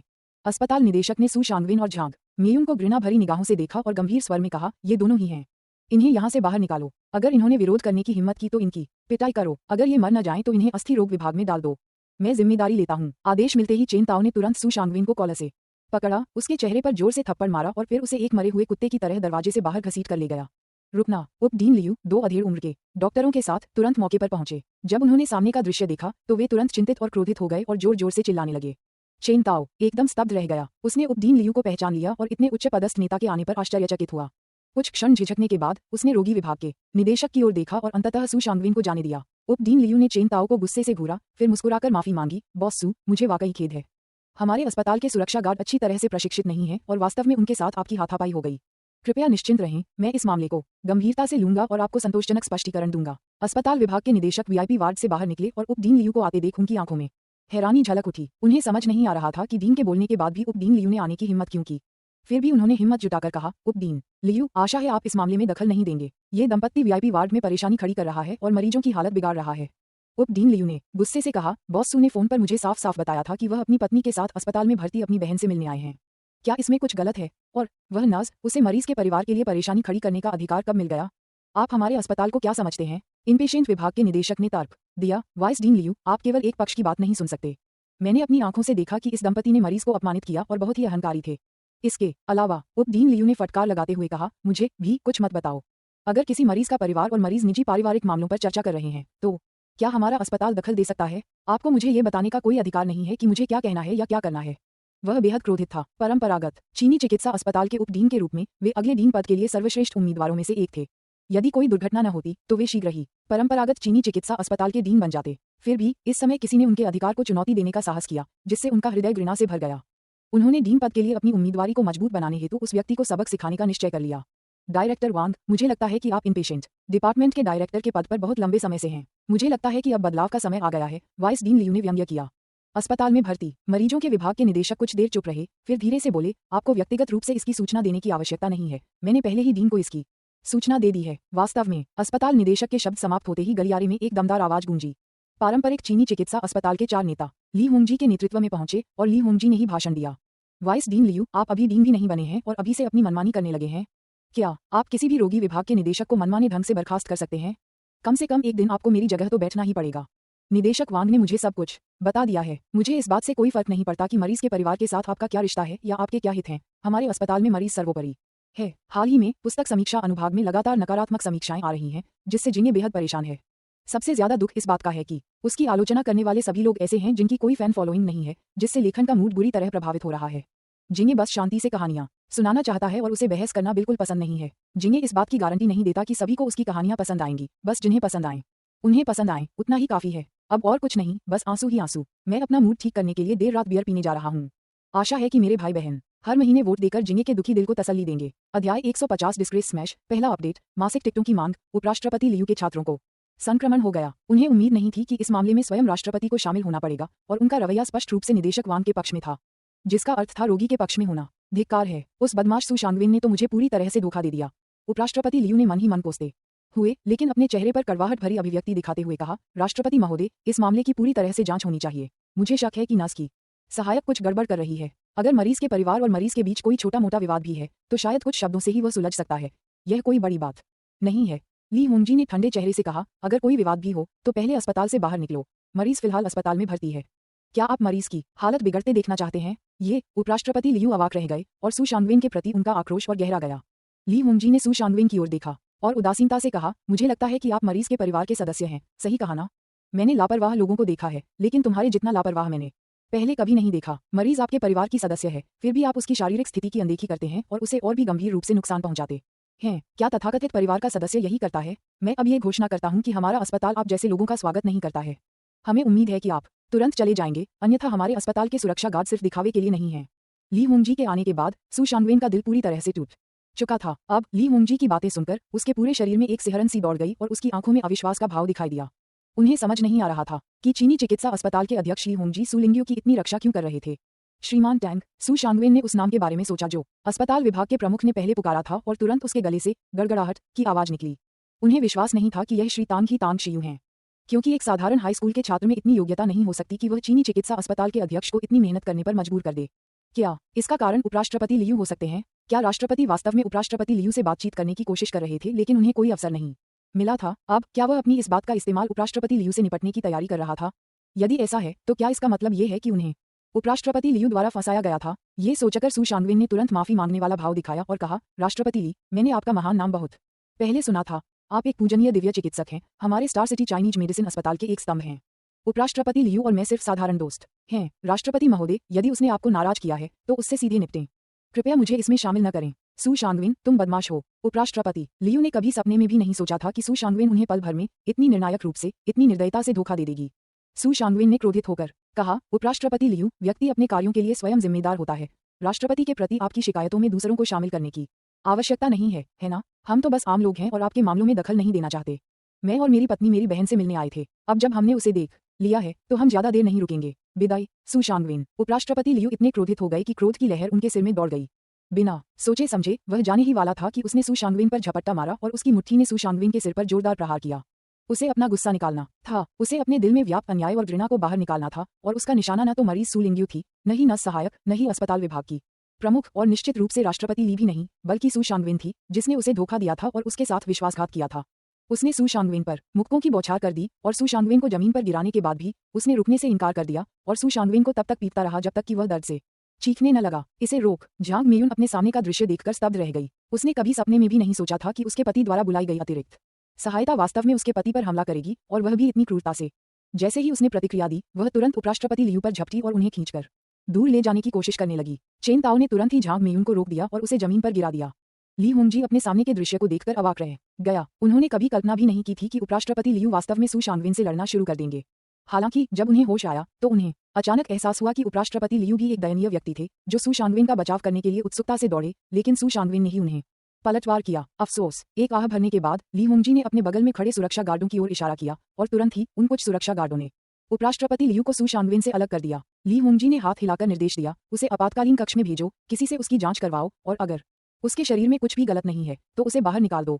याद रखना, भविष्य में सावधान रहना। अगर उसने दोबारा हमारे अस्पताल में गड़बड़ी करने की हिम्मत की तो उसे सीधे बाहर निकाल देना। अगर वह जिद करे तो सीधे पुलिस को बुलाओ। हाँ, चेन ताओ ने जोर से कहा। ली होंगजी अस्पताल के कई अन्य अधिकारियों के साथ वीआईपी वार्ड में सू लिंग्यू को कुछ देर के लिए सांत्वना देने गए, जिसके बाद वे सभी वहां से चले गए।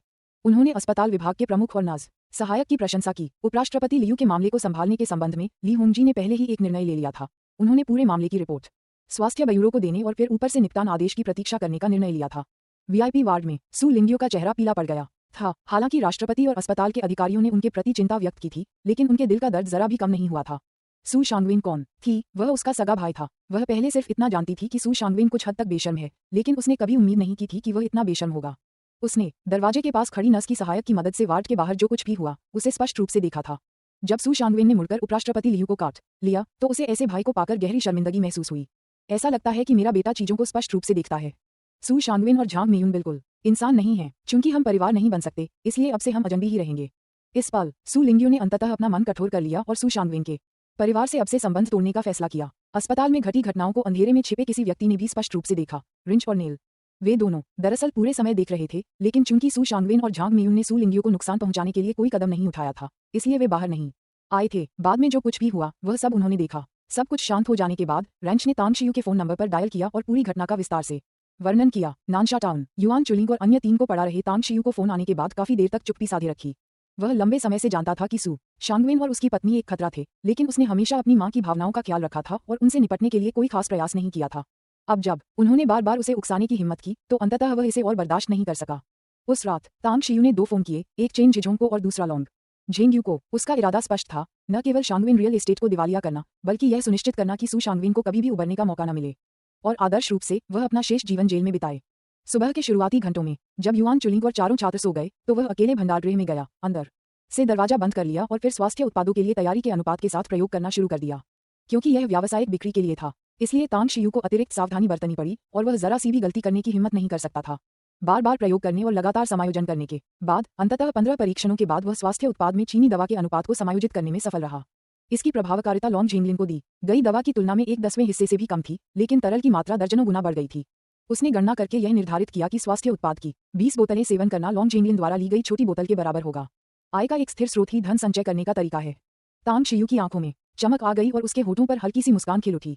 उन्हें लगा कि एक बार यह स्वास्थ्य उत्पाद बाजार में आ जाए और जनता के एक छोटे से वर्ग द्वारा पहचाना जाए तो इसकी लोकप्रियता तेजी से बढ़ेगी और इसकी बिक्री लोकप्रियता दोनों कॉस्मेटिक उत्पादों की लोकप्रियता को भी पार कर जाएगी।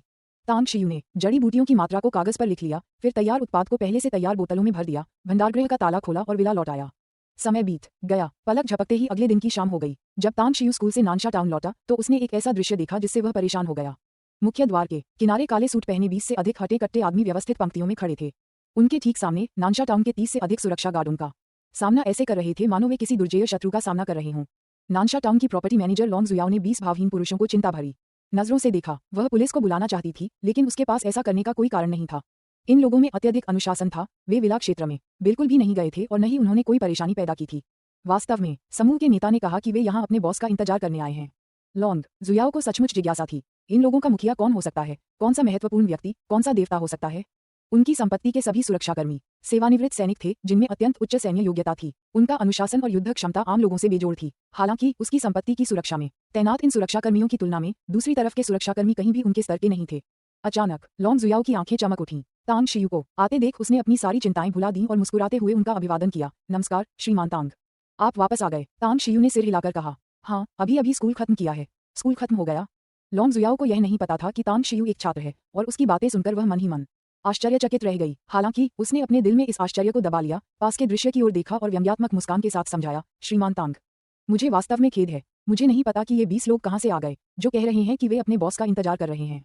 चिंता मत करो, हमारे विला क्षेत्र के सुरक्षा गार्ड यहाँ मौजूद